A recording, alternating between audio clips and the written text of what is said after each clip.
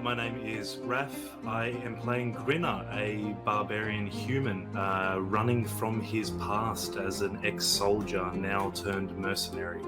Hey everyone, I'm Jared. I'm playing the character of Luther. He's a Dhampir. He is a fighter that specializes in firearms, bit of an investigator, and I am the great uncle of Grinner. Hi, I'm Jacob. I'm playing Tithla, the Goblin Ranger. She is a wonderful hunter and medical genius. Hi, I'm Haz. I'm playing Theodore, the Satyr Druid, who's a kind of a charismatic druid who's unwillingly taken Tithla under his wing as she's followed him through the forest for the past few months. G'day, I'm Tom. I'm playing Jonor, the Aasimar Wizard. He is on the pursuit of good and evil, finding out the best and worst in this world, and he's doing that with a little bit of naivety and optimism. And I'm Owen, the Dungeon Master of our Cursed Strahd campaign.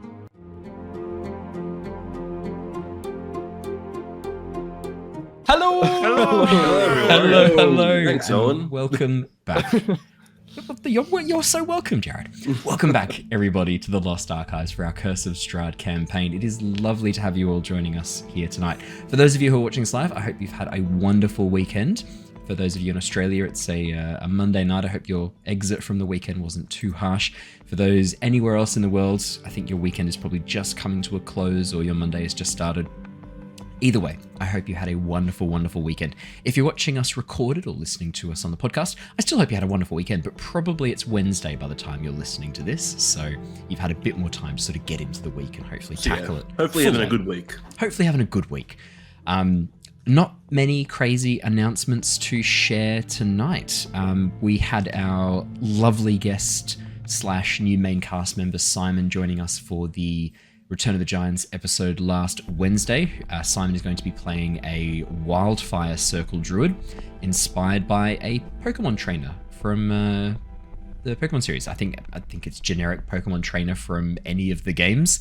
And it's already proving to be a really fun build, I think is fair to say. So looking forward to seeing more of the Wildfire Druid in future.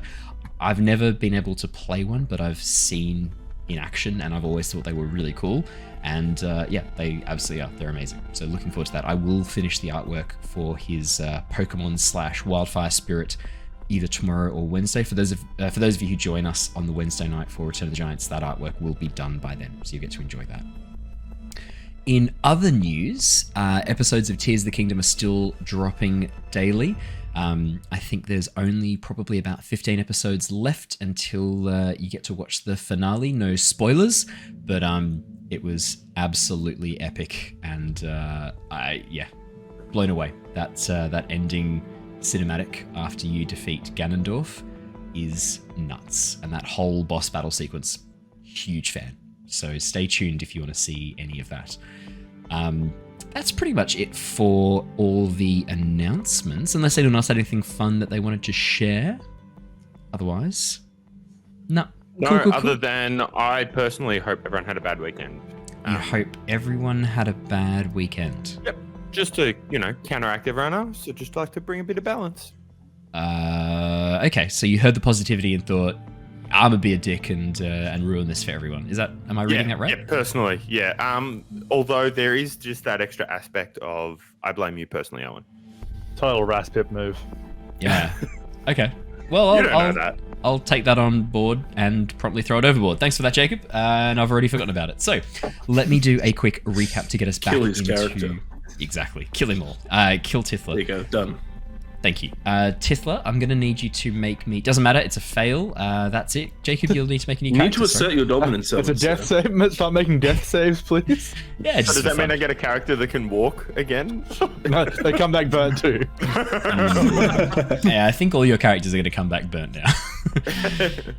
I've got a new special subclass of fighter for you. It's called Limbless. You don't have any arms or legs. Is that because you're so it's a Black Knight. Black Knight, exactly. You are the just a flesh wound. But the good news is, I do hear the Black Knight always triumphs, so you should be okay, hopefully. But yeah, let me do a recap of last session so we can jump straight back into the action.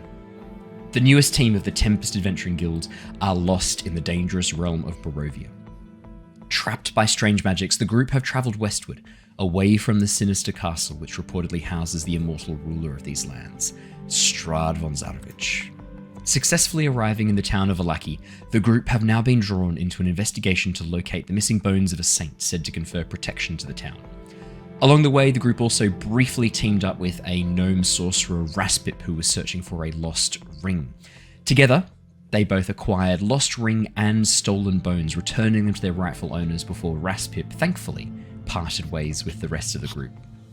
Previously, the group started a deeper investigation into the Burgomaster of Vallaki, Baron Vargas Valakovich.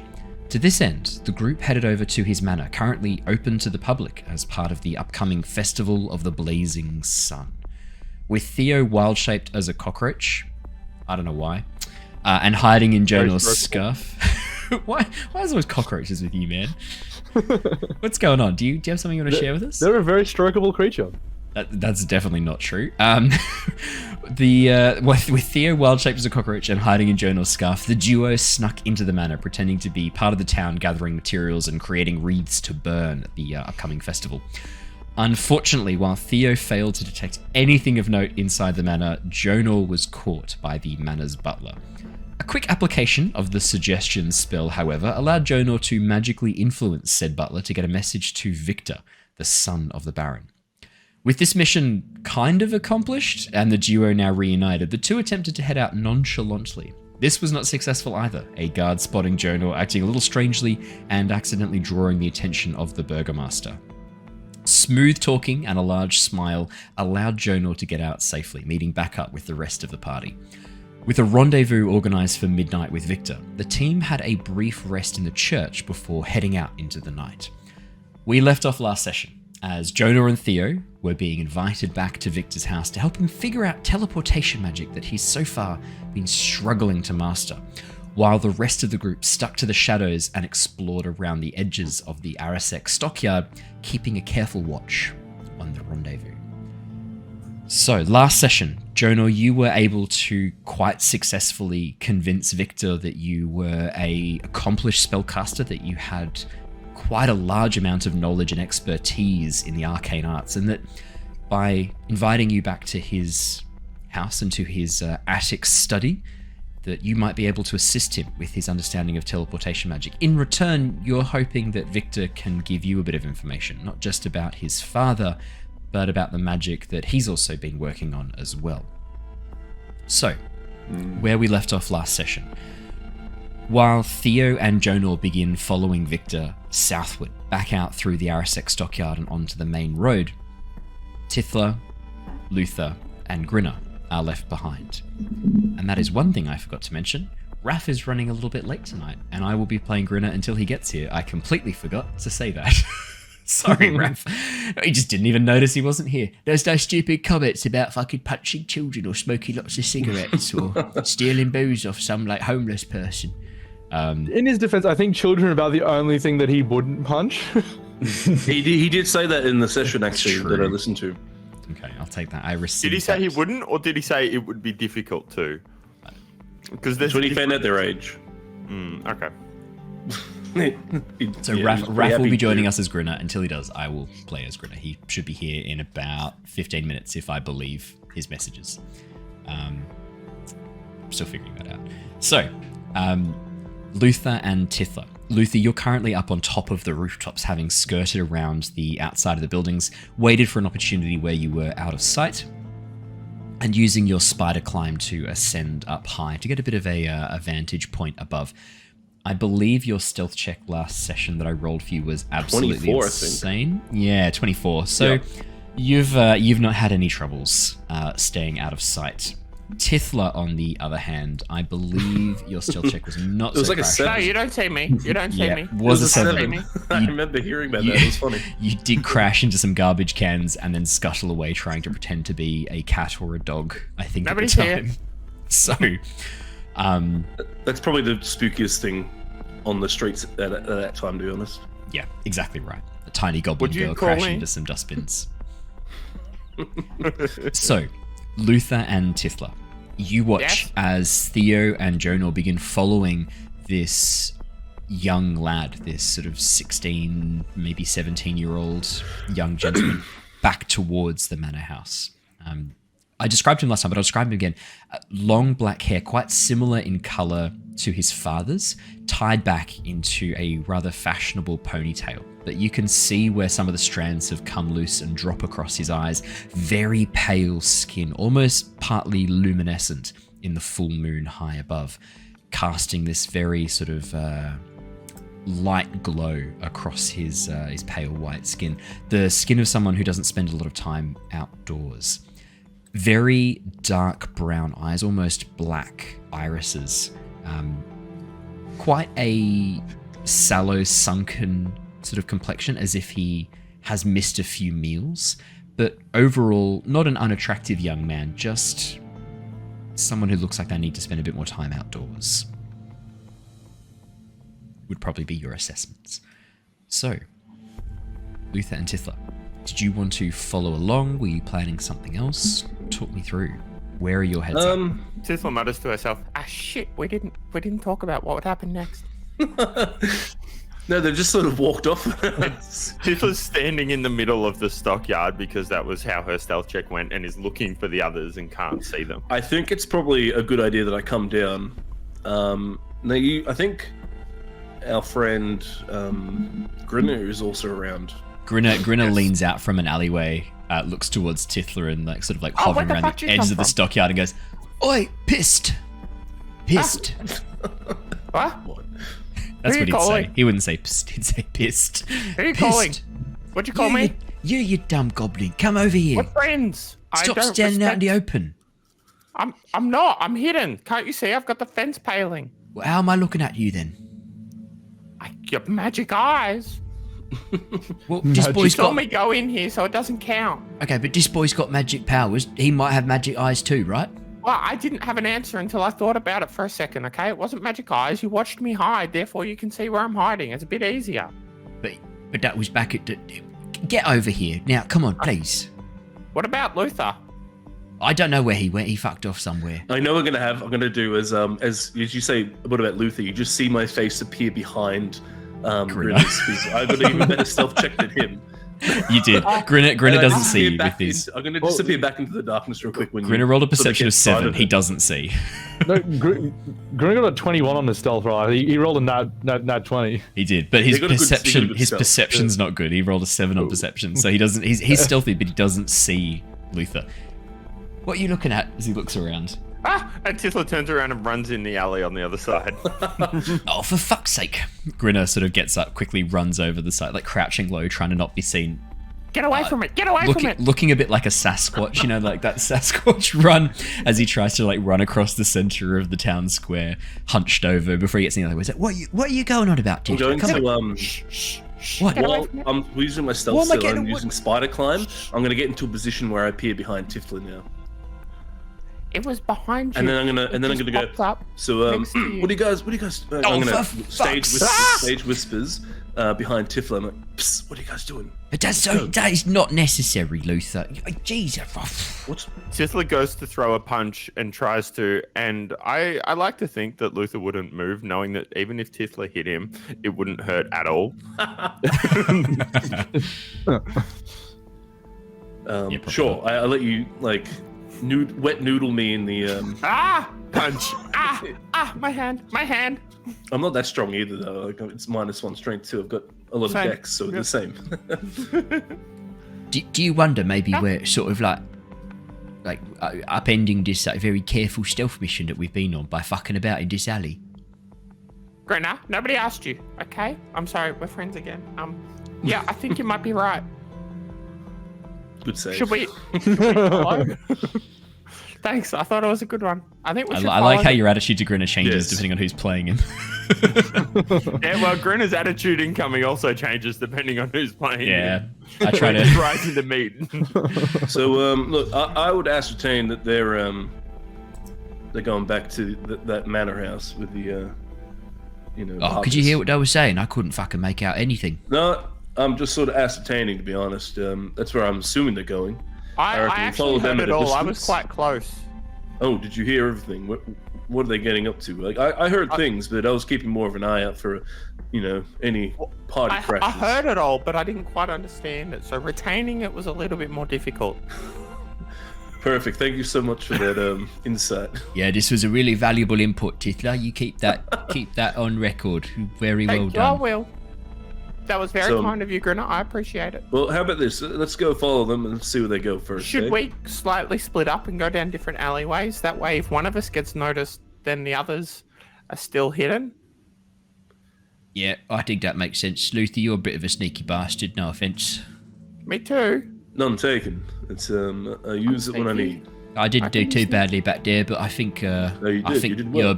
you're normally a bit better than I am at this sort of stuff. And Tithla, put that fucking board down. It's my hiding It's board. just like absolutely Yeah. just Still holding the touching board, things. yeah. just put the board down, Tithla. No one's falling for it.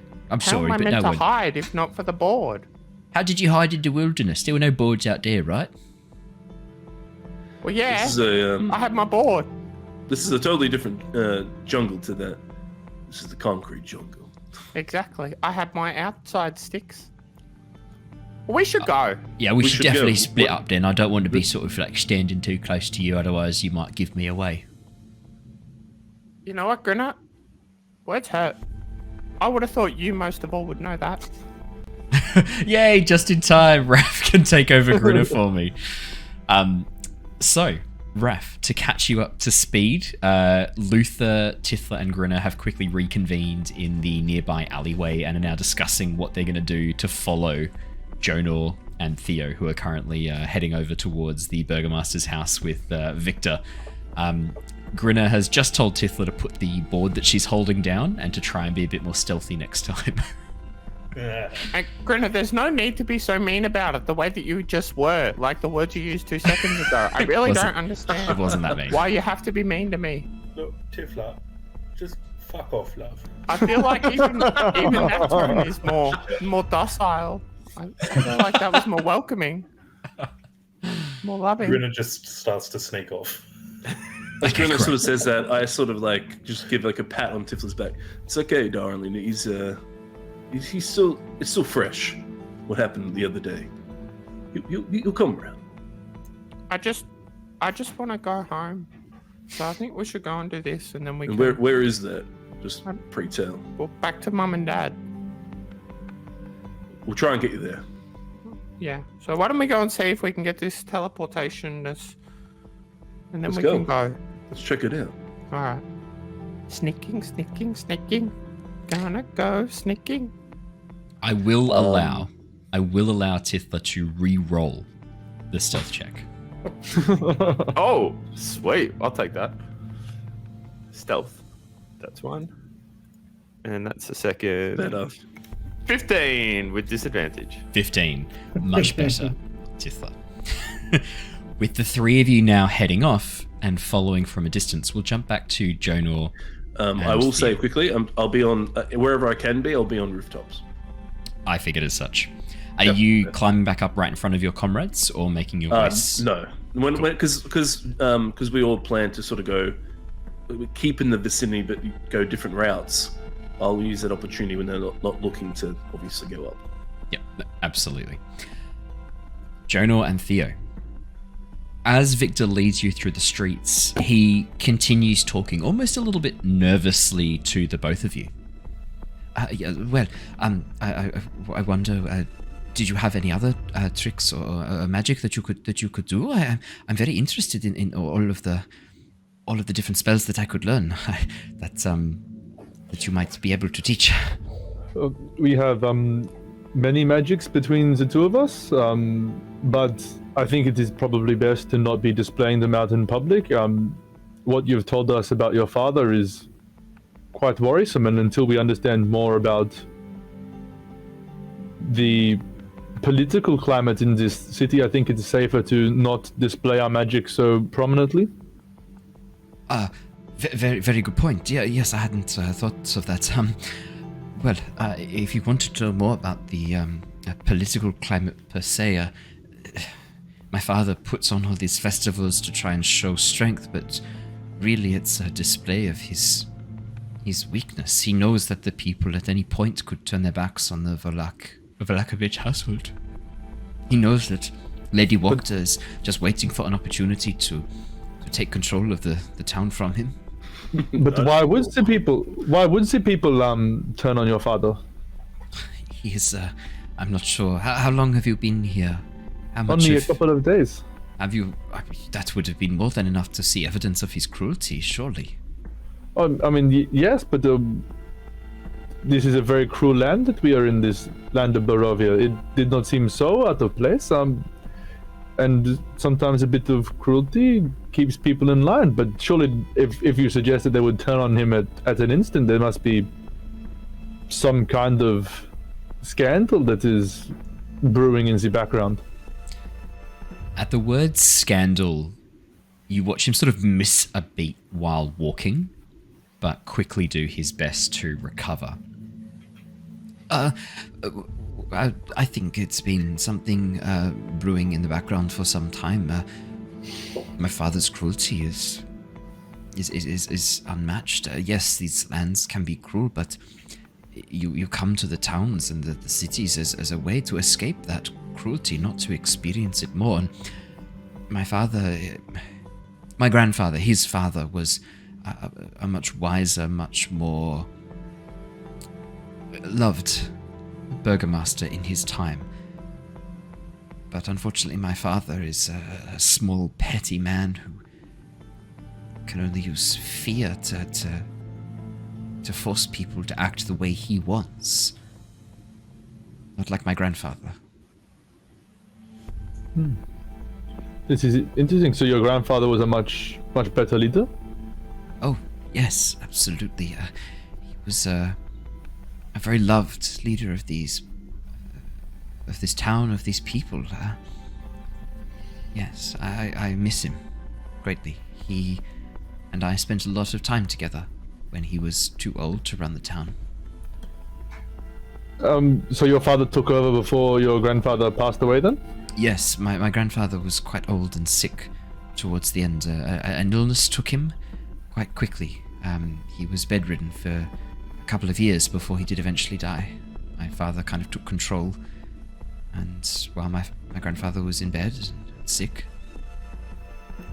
And what was this illness that he was struck with? Is this something you've seen before, or is it something not of this land? I'm not sure.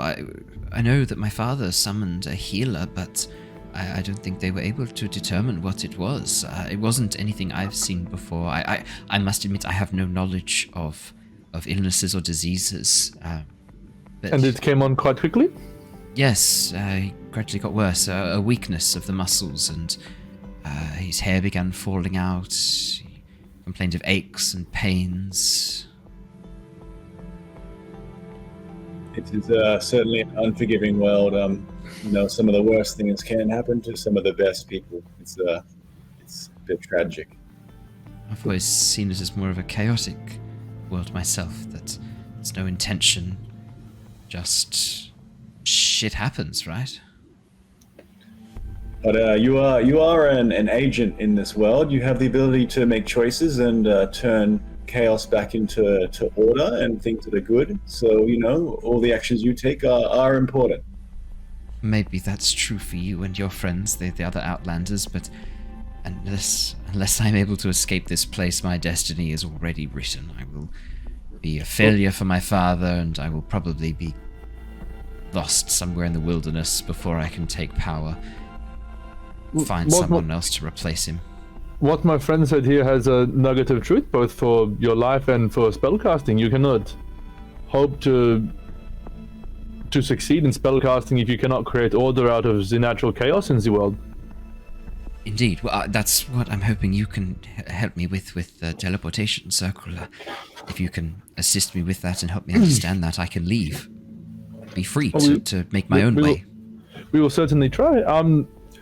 One final question so I can understand a bit more about the city. I don't mean to be rude, forgive my bluntness, but you mentioned your father is a man of exceptional cruelty. Yes. And you mentioned your grandfather became ill quite rapidly with mysterious illness. Yes. Do you suspect perhaps your father had something to do with this? He pauses for a moment, and as he turns to look at you, you suspect this is not the first time this idea has crossed his mind. Got it. I have considered the possibility, yes, but I have no proof. I have no evidence, just suspicion. And if I accept that my father was able to somehow infect or poison his own father, then what might he be capable of doing to me? Should I continue to disappoint him, or should he find out what I've been up to? It's something that scares me greatly. Something I would rather not entertain. If that makes sense. I think there is a bit of a similarity between the way you conduct yourself personally and the type of impact you have on those around you. If you try to keep yourself true to what is good, then generally that's what happens around you. So, take that line of thought with you. He sort of nods, looking a bit confused, but Jonor, as far as you can tell, seems to take it on board. I am dressed as I think I said a female guard when I did my disguise self last time. So. Yes. Yeah, so as you left the Arsec stockyard, you cast disguise self to transform yourself into a... because you're wanted, that's right. into a nondescript female guard. I'd say that conversation probably lasts long enough to get onto the same street as the Vlakovic manor house. He pauses as he sort of gets to the corner, peeking around, looking apprehensive. Okay, looks like Driscoll and Vance are on the door. This could be good. I think I can convince them to take a quick break to grab a bite to eat, something to drink, and let them know that I will lock the doors while they are gone. This could be doable. Jonor, you're currently disguised as a guard. Would you? Actually, why don't I bring you with me and say that you will guard the door for the moment? I've brought in a replacement, someone from outside the normal guard group, so maybe a new recruit to help cover the door. Oh, I'm not very good at this. I'm quite new to this. Is there what would you say? So it is a high alert for you leaving the town, the manor tonight. So you being outside is probably the number one thing they've been informed to share knowledge with the Burgomaster. I don't think they will know that I have left yet. I was quite sneaky getting out. I'm hoping I can get back in the same way, go to the front door, meet you there, say that you have come to replace them or to switch their watch. Do you look like one of the guards? What do you know the name of the guard you disguised as? Nearly on guard. What was her name? I don't remember that female guard's name that was chatting to Grinner. Maybe we could say you are a new guard then, or maybe just don't say your name at all and just say that you've come to change watch or something.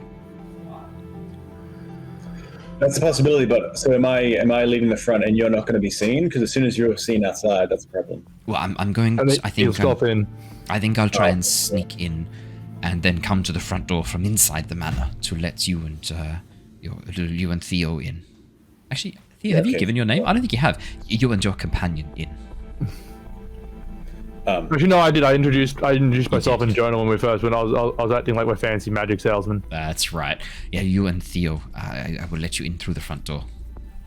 At that point, I can get myself in. Do not worry about me. I will meet you in your room. Oh, okay. I have magics of my own to get me past. Very nice. Very nice. Very well. Well then, perhaps are you quite good at climbing, or do you have some sort of magic to help you ascend? Maybe I should try and sneak you in through the way I got out. Yes, that sounds good. Yeah, you won't see me, but I will follow along. And what about you, Jonor? Maybe I don't even need to get you through the front door. Maybe you could climb back up. How I would think you that's a climb better up? option. No engagement with others is a good shout. I'm not looking a bit more acrobatic than athletic, I would say. Okay. Well, you're on top of this building so bad. I then look down at my phone. I'm not the strongest of folk going around, that's for sure.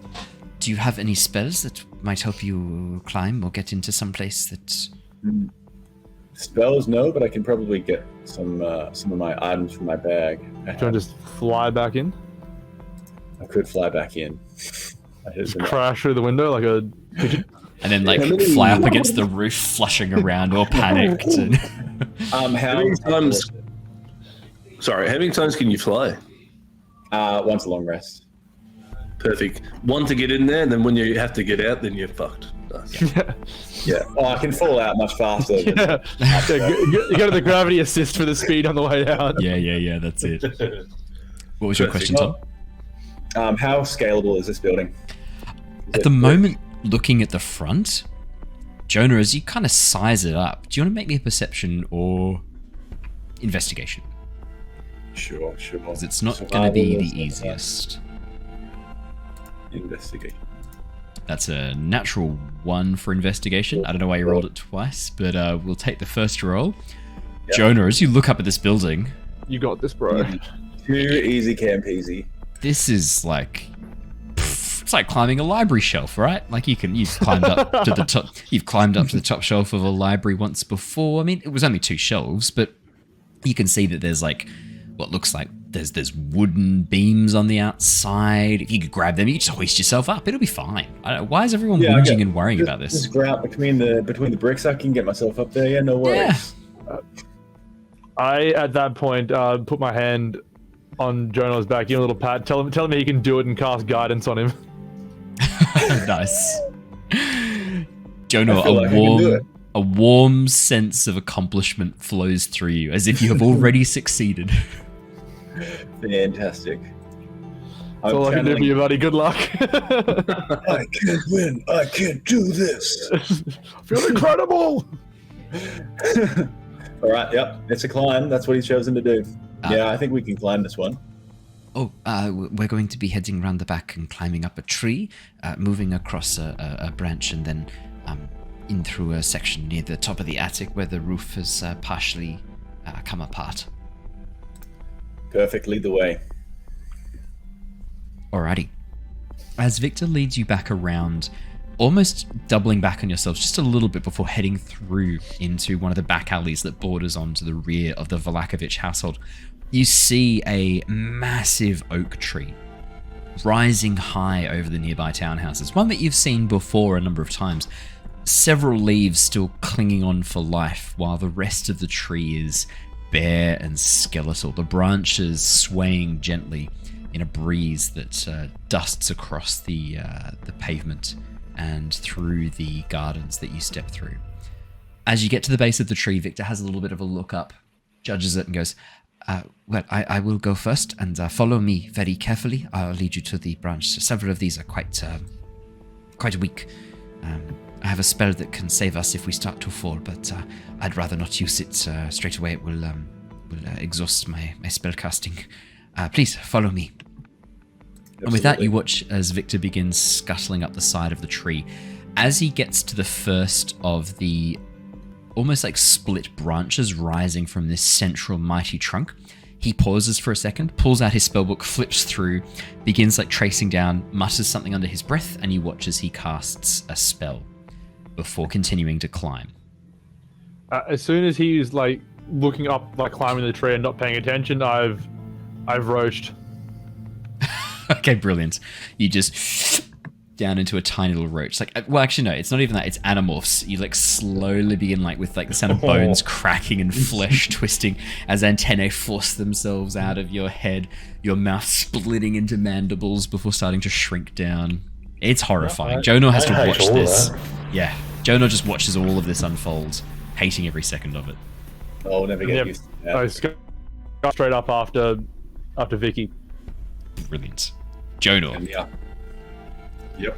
Okay, I'm going to need a acrobatics or athletics check from Jonor. Theo, you're a roach. You don't need to roll for this. Roach life. Okay. I'll justify acrobatics by leveraging what I've read of rock climbing and bouldering. Using the leverages of things around rather than just sheer pull myself up. Yeah, keep a bit of momentum going. 10. Jonor, not the worst, not the best. Exactly in the middle. You got the guidance. Roll the guidance. Oh yeah, roll the d4. Yeah. Roll the d4 for guidance. Good call. D4 it. You can just click on the D4. Oh, 4! Hey. Holy shit. Thank you very much. Guided. Okay. The roach provides. As Jonor begins climbing up the edge of the trunk, at first, Jonor, you struggle to find any handholds, and as you slide back down for the third time looking up the tree, you suddenly find yourself confused as to why this isn't working as well as it did before. I mean, in your mind, you should already be up the tree. What's going on? It's at that point you sort of pause, take a bit of a moment, think through what you're doing, and then concentrate. And as you focus and begin climbing once again, you very quickly find yourself very deftly and very expertly shimmying up behind Victor, following his pathway. Very similar, like staying quite close to him and following his route up the side of the tree. As you reach the top and begin shuffling over to the large branch that Victor is walking down, you see that there is, over towards where the roof interacts with the edge of this tree, a section of tiling that has been moved away, revealing essentially an opening, a doorway through the roof into the attic beyond. Victor makes his way across the branch very tentatively before jumping at the last second and landing on the rooftop. I'd say with your passive perception, Theo... What's your passive perception, Jonor? I know Theo, yours is pretty good. 11. Theo, I think yours is 13 or 14, isn't it? 16. Jonor, you don't notice this. Theo, as in your roach form, it looks to you as Victor falls, as he makes this jump and begins falling towards the roof. For a split second, you could have sworn he was falling slower than you would have expected before he lands on the roof and scuttles inside. Would I have had an opportunity to scuttle myself onto his shoe or something before? Oh yeah, you would have been quick enough to. Yeah, absolutely. Yeah, so because technically speaking, I'm not allowed to fly speed yet, so. No, so then yes, as you get up and scuttle onto the hem of his cloak and catch a free ride over to the rooftop. Yeah, because it sure is not trusting the Jonor Express on this leaf. Yeah, that's very fair. Why? Jonor. I want to live. As you get to the branch and see Victor looking back at you, he gives you a nod and then gestures for you to follow with his hands. At this point, I'm going to get onto that branch, one leading out to the place of access. I'm going to then cast Mage Hand, just to hold the hand to sort of balance myself, give myself a little bit more balance. Oh, that's a good call. Yep. And then going to best imitate what I saw him do. So imagine, two sort of step jump to get across. Absolutely. Could you make me another acrobatics check, this time with advantage? Your mage hand, because you have the telekinetic feat, your mage hand, as we've discussed, is jacked as shit. It's like a bodybuilder's mage hand. Yeah, can push and pull 5 feet. Yeah, natural 20. Oh. Jonor, as you get to the last bit of the branch, you sort of realize that you even stepping and jumping is kind of superfluous here. At the last moment, you just raise the mage hand. Raise the mage hand. Rage against the mage. You raise the mage hand above you, and then just gently hold onto it with your 2 hands, and then just step off the branch as the hand just carries you over onto the rooftop, almost like Mary Poppins with the umbrella, but it's you holding a giant, pulsating, heavily muscled glove conjured from your own magic. So you just step across. Imagining reverse Home Alone.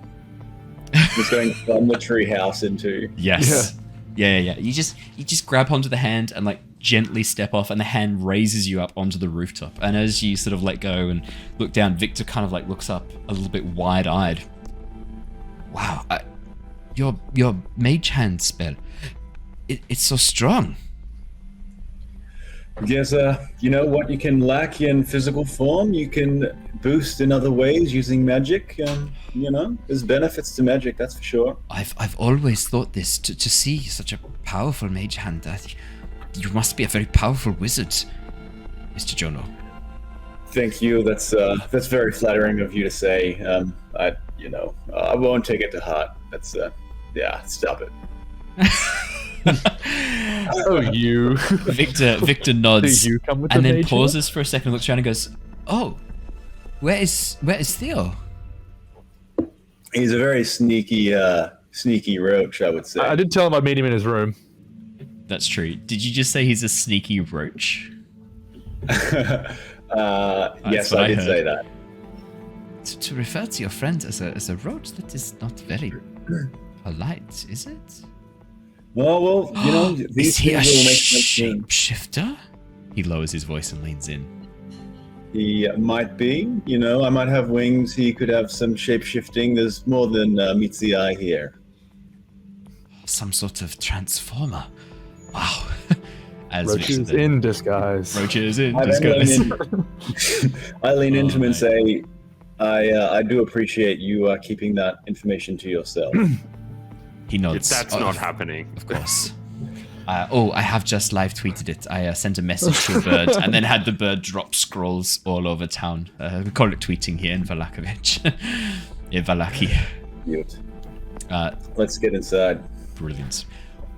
Victor leads the two of you. Well, I guess Theo's still Carries him roach with form. fun. Yeah, just carries you inside unknowingly. Luther, Tithla, and Grinner. You watch all of this happen. You watch the entire thing unfold, and then you see them disappear into the building. Well, I will say that communication is key when it comes to being a party.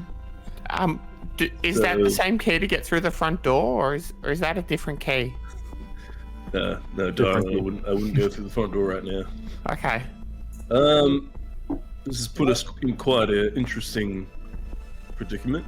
I think, look, it didn't work the first time, but that's because we had a lot of other shit going on, right? Look, there's those Exactly. two guards over there. I know that lady guard who's in charge, or seems to be up top somewhere. I don't fucking know her name, but I remember what she looks like. If I were to go up to those guards and say, hey, look, we've just been recruited the other day, and this is our first shift. You're supposed to be letting us day in the life sort of thing. We're here to help out. I'm not sure some sort of internship program is going to work for us at 1 o'clock in the morning. Well, Yeah, so that's the first thing. 1 o'clock in the morning, and last time one of us tried this here, Chloe, they flew out of there in a minute with angelic wings, and now they wandered across the city. So And in addition to that, they've just snuck back in. they have. I would fuck. I have an idea. I know it's unusual. Right. No, sorry, the Doesn't it- fact that I have an idea is That's out of unusual. character. Yeah. Doesn't The involve fact any it's a flexibility, good does it? idea is unusual. Oh, we don't Oh, know. it's a I good never idea said it yet. was a good idea. What if we trust our friends? What if we just sort of Alright. let them do it? But what if, Luther, you're very good at sneaking and climbing, which Tithla knows because you had a conversation with you up a tree one time and she was on the ground. She's like, oh wow, I'm impressed you got up there.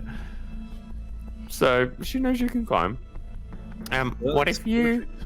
sort of sneak halfway so that you can keep an eye and make sure that they're okay, Well- and then let us know if we need to, burst through the gates and stab a bitch.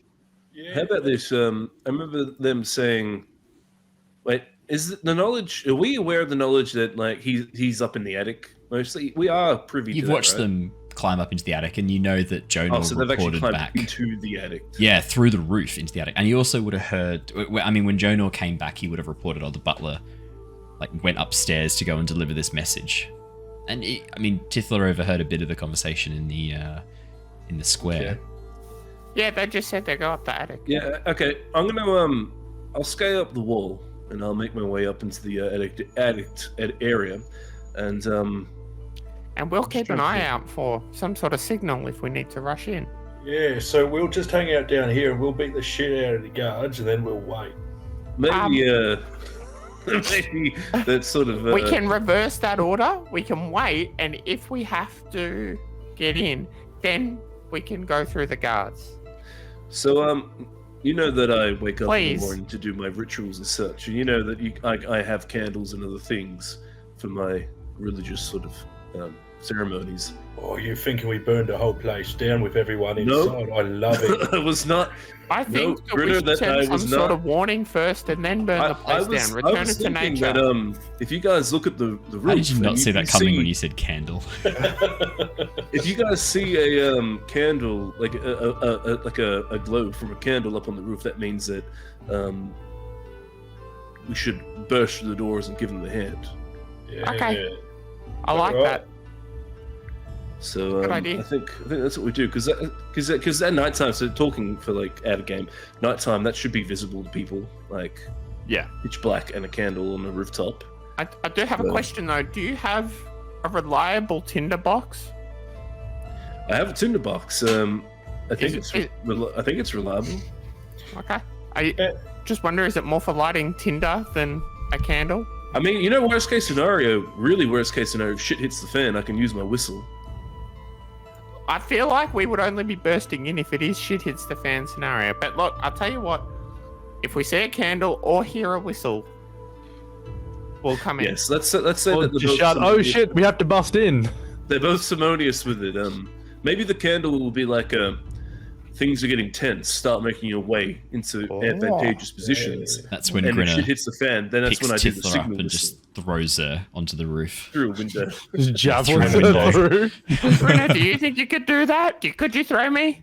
Yeah, I could throw you, love. It won't be Possibly. accurate. You might just hit the wall, but I'm okay with it. I'd be flying. Ah. All right, also, so- more importantly, what's a fan?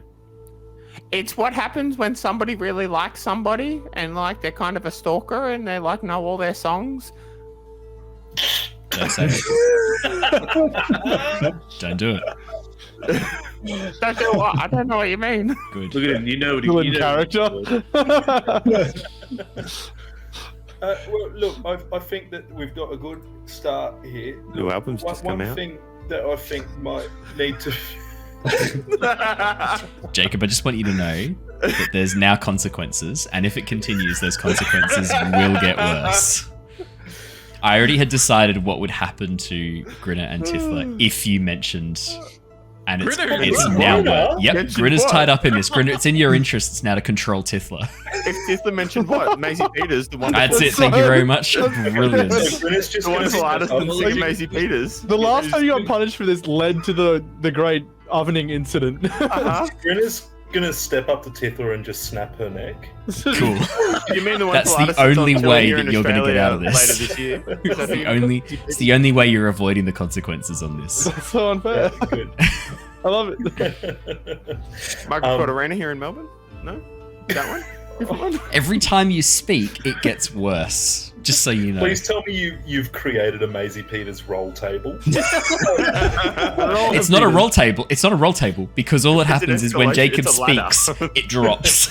It's snakes and ladders, but it's all a snake. Go all the ladders. It's just a snake that drops down rapidly. This is a slide. Anyway, so that's what a fan is. It's more like a square table actually, because it exponentially gets worse the more he does it. Who? You. I don't know what you're It's talking logarithmic. It's an exponential decay. About. Now I Exponential understand. pain. Now I understand. Yeah. Right, so I think that. Do you need having- any more examples of what a fan is, or are we happy with that?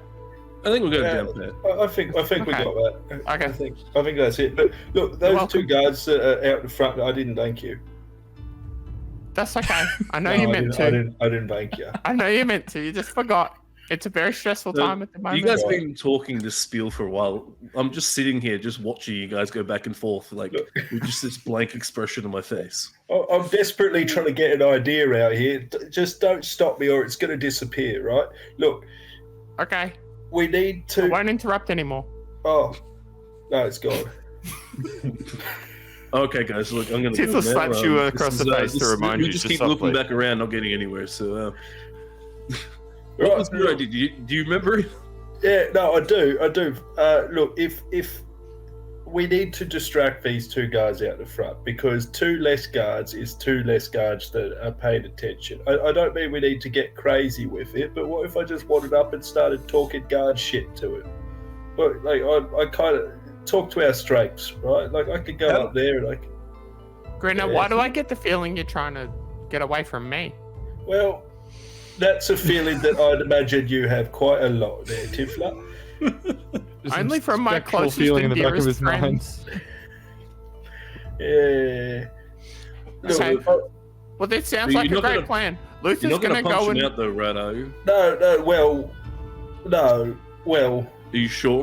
Challenge your I'm not- friendly boxing Is match. that a possibility? That's always a possibility. It's only a possibility if either they talk back or it's something that you lot need me to do. you wanted a conversation. They're gonna If talk they back. talk back. There's talking back and there's talking back. Oh, You know, there's what you do half the time, and there's what normal people do, which is have a conversation.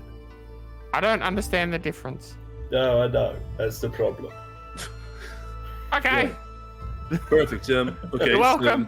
So you're just gonna go and make a little distraction at the gate. Don't go overboard. Don't do anything like that. Just Just strike up what you the have to do, just conversation. nice and casual. Have a bit of a chat with them. Maybe draw their attention away a little bit. That's But, exactly right. If I could distract them, that's two less ears on the house. But like I said, signal whistle is if shit hits the fan. I might just scrap the candle, to be honest. I think it's looking at Grinner and Tithla, who are both. It's just better to keep it simple with them. Add a character. You do mean Tithla and Grinner, not. It's iffy. Oh man. So just to be clear on the plan, Luther, you're gonna go and spy in the windows, very stealth-like. Grinner's going to distract the guards, and That he is. play a crucial role there. I'm gonna wait for a whistle. So what you have the most important thing. You gotta keep us all tied together. You're the string that keeps all of us, working as a I'm like team. the glue that keeps a family You are the together. glue. You're the glue that keeps the family together. You have eyes on me on the roof. You have eyes on I'm Grinner. the most important one You here. are the most important one here. So important job, Tithla. All right. I'm putting my trust in life in your hands. I don't know that I can do it. Maybe not life. Just got your trust. You got my trust. How about that? Okay, I can do it. That's better. Perfect. All right, All right. let's go. I'll be right here Um, waiting. As I'm walking away, I will say to Grinner, just please don't punch them or anything like that.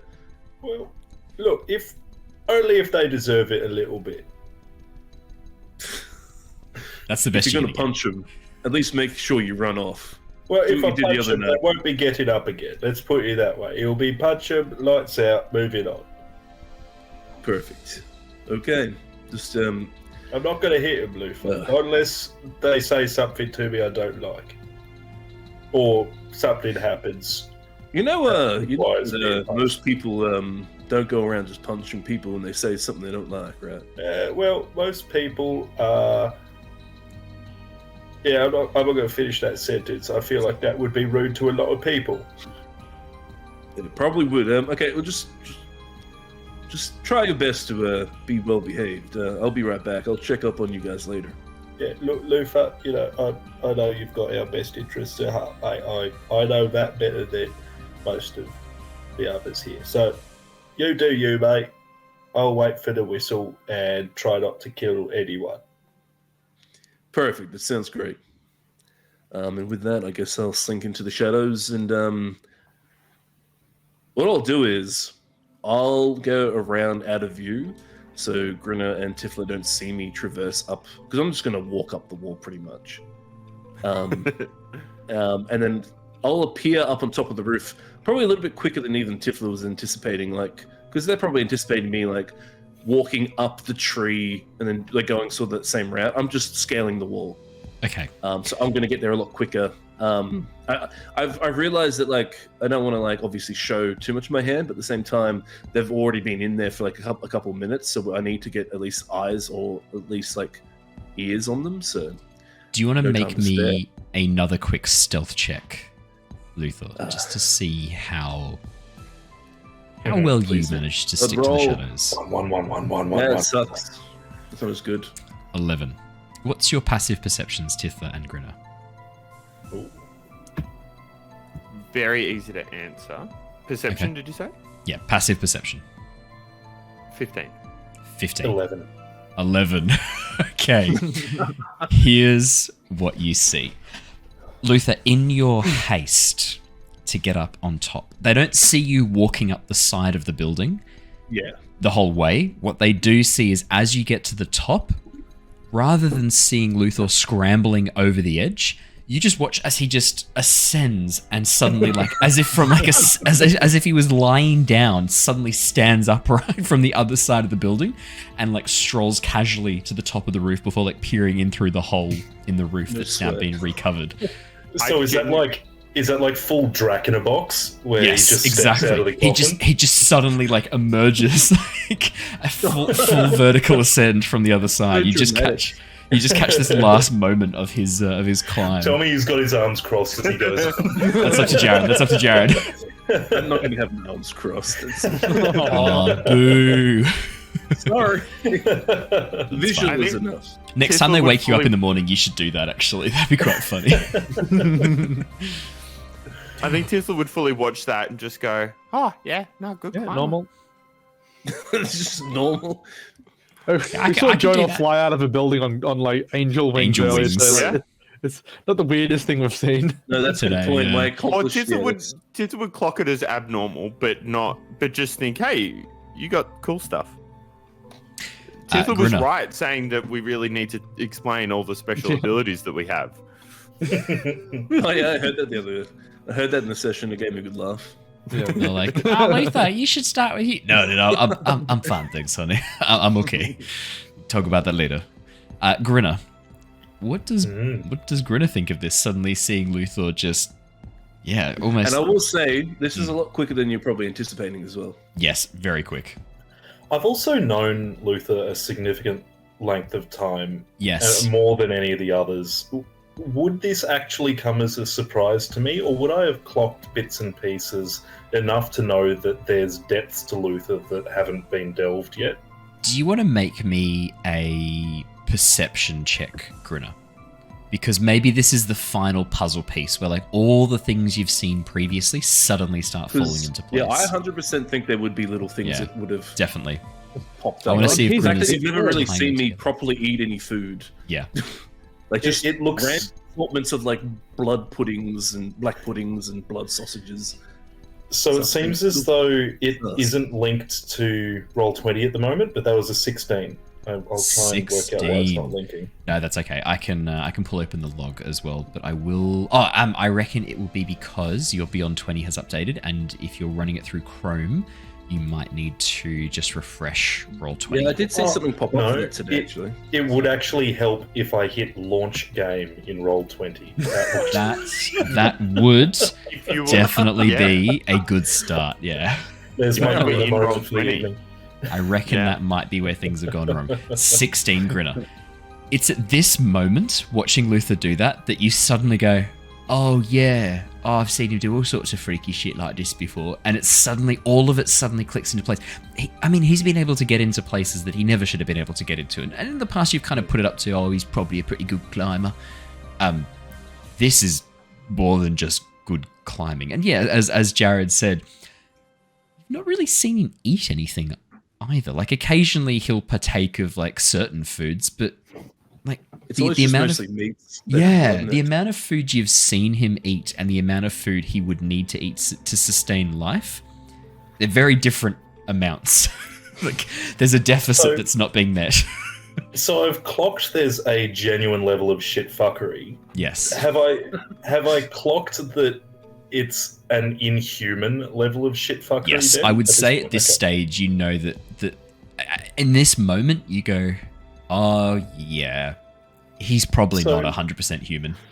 So This could is I a classic make- case of the DMs trying to push something into the players' view, and none of the players want to look at it. What are you talking about? So This whole time, all of us have been like, I don't see anything, Luther. Nobody sees anything, Luther. I don't know what you're talking about, Luther. The entire I'll let you game have your would have character been moment. like that. It's not just for the guys that I needed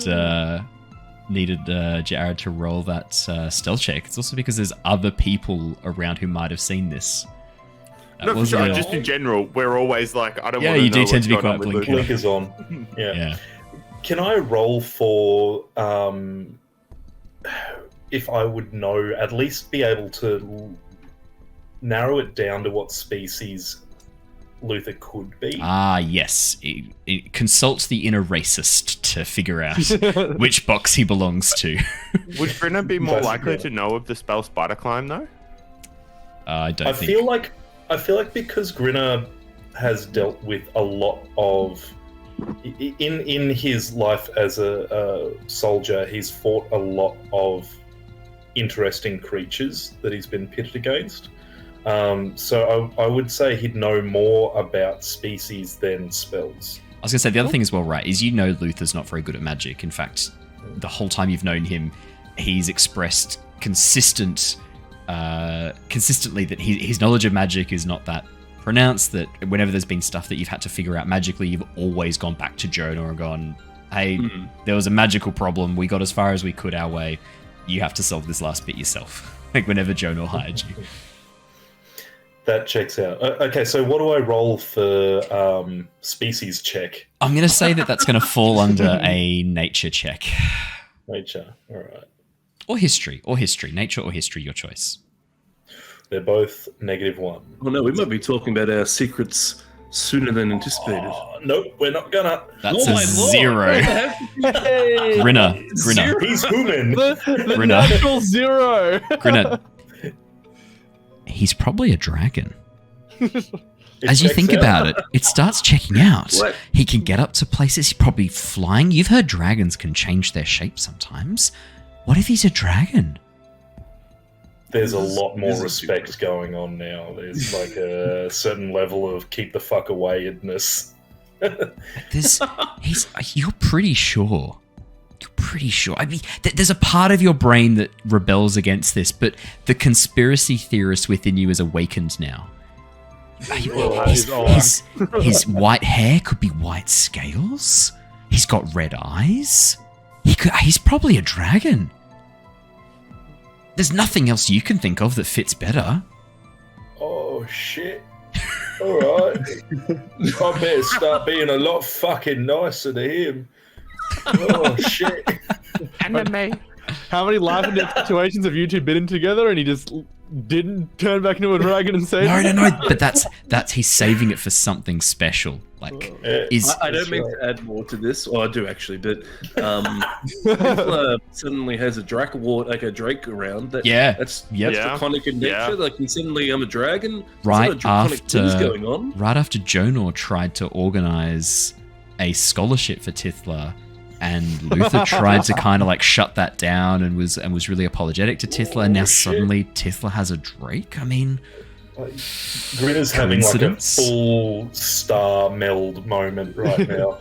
Like, can I roll for, is a white dragon a good or a bad dragon? Do I know that?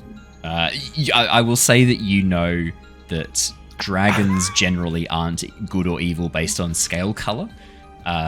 In Nostea, anyway. In Forgotten Realms they are, but on Nostea they're not. But, I mean, as you think about it, you haven't seen his horde. What if all of you are his horde? What if he's collecting people? My treasures are friendships. No, you're not thinking that. Along the way. You're thinking more like, because I'm imagining this natural 1, which is a total of 0. I should add with a -1. It's not even Like, natural one. this I is love like seeing that. suddenly this conspiracy theorist in the back of your brain kind of like taps you on the shoulders, like, have you considered the possibility that he's just gathering you all together to eat you maybe later, or maybe That's why he maybe doesn't eat anything. yeah, he's saving up his appetite. Oh, alright. And remember all those times that he passed his share of the meal over to you. He was just fattening you up. No, I will say it's not. You don't get the sense that you're being fattened up like a baby lamb to be consumed. It's more just this idea of like you can't think of like anything else. Like, yeah, this sounds crazy, but also he just climbed up a wall, or did he? Maybe he flew. So I want to just, for the history books here, note this moment as the moment the seed was planted that led to the player deaths involved in this scenario. What do you mean? You're just there not doing anything, waiting for it to turn to a dragon and save us. He blows the whistle. Luther's got this, goes guys. to help. Don't No, stress. it's okay. We don't need to run away from Strahd the first time we see it. Luther's got this. There's one other thing, actually, Grinner, I've just thought of.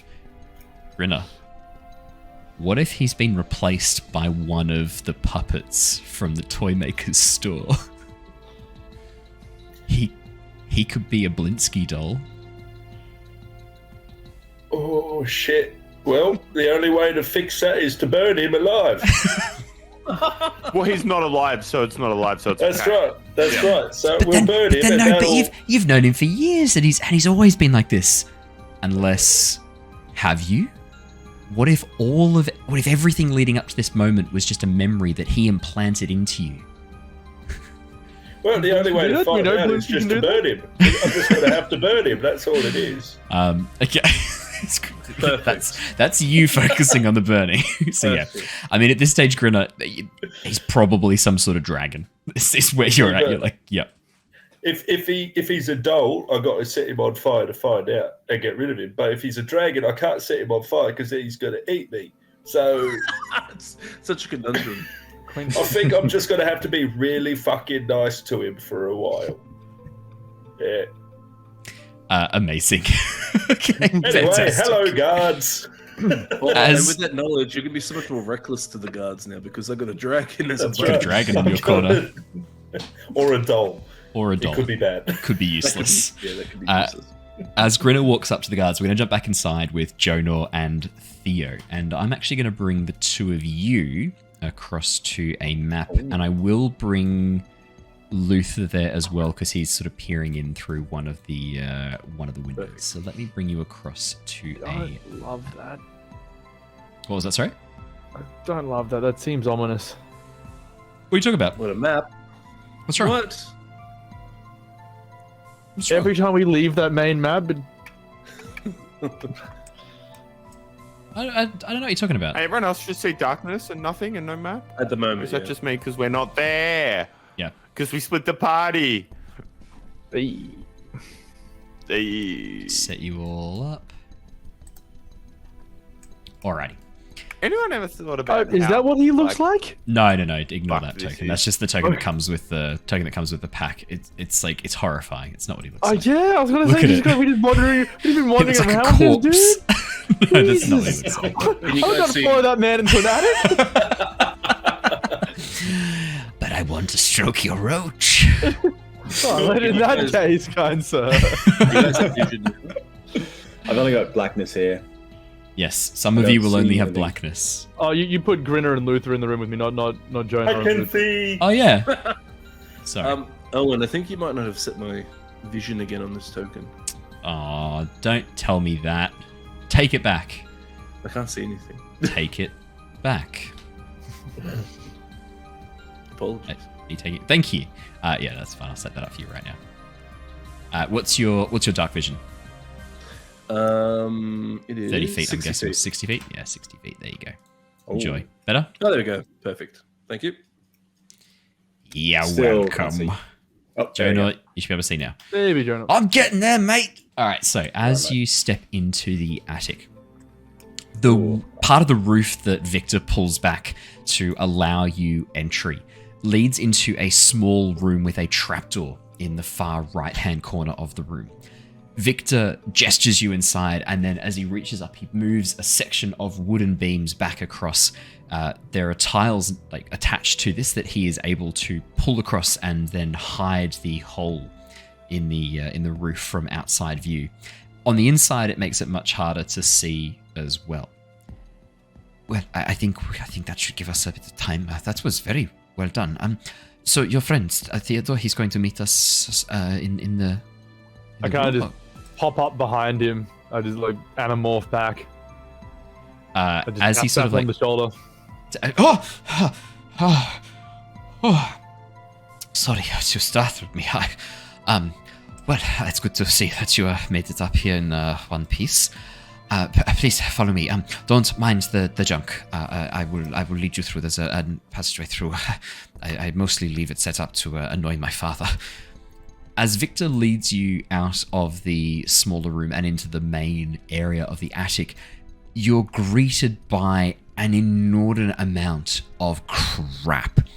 Floor to ceiling, this entire room is filled with junk from years and years of careful hoarding. As you begin staring around, this place is just cluttered. It is crowded. It is overtaken by all of the junk that is stored up here. Victor gives a bit of a wry smile, almost as if trying to kind of like apologize for the area and apologize for it. He goes, sorry, it does need a bit of a cleanup. You can see that like piled around a lot of these things are furnishings as well, covered with white sheets, cobwebs, and dust. Victor leads you through. Oh, sorry, what was that? No, just a gesture for him to lead us on. Victor leads you through this absolute horde of crap. I mean, as you pass by crates and boxes, barrels, chests, there's even an old armor stand in the corner dressed up in this very shabby looking leather armor that is worn and degraded. Victor pays it no heed and instead opens the door to what looks to be a smaller room beyond and gestures you inside. As we begin walking through here, I'm going to start paying attention to things that could be of the arcane nature. He's a self-proclaimed wizard or, student, so I want to try and figure out what's going on. Yeah. Do you want to make me an Arcana check, please, Jonor? Absolutely. Oof. Natural 20 for a total of 27. Ah, Jonor. As you begin looking around and focusing. So I guess I was looking for either objects or positioning of things which represent magic, just to help guide you, describe if you're chasing them. As you begin walking through, Jonor, and as you get to the second half of this maze, essentially, of crap, you have this weird urge to quickly check your pockets, your pouches. And as you reach in, your hand suddenly grasps the edge of the Tarokka deck that you've been carrying around for all this time. I'm going to get you to do a drawing right now for me. Ooh, I'm going absolutely. to bring you over to the Tarokka deck.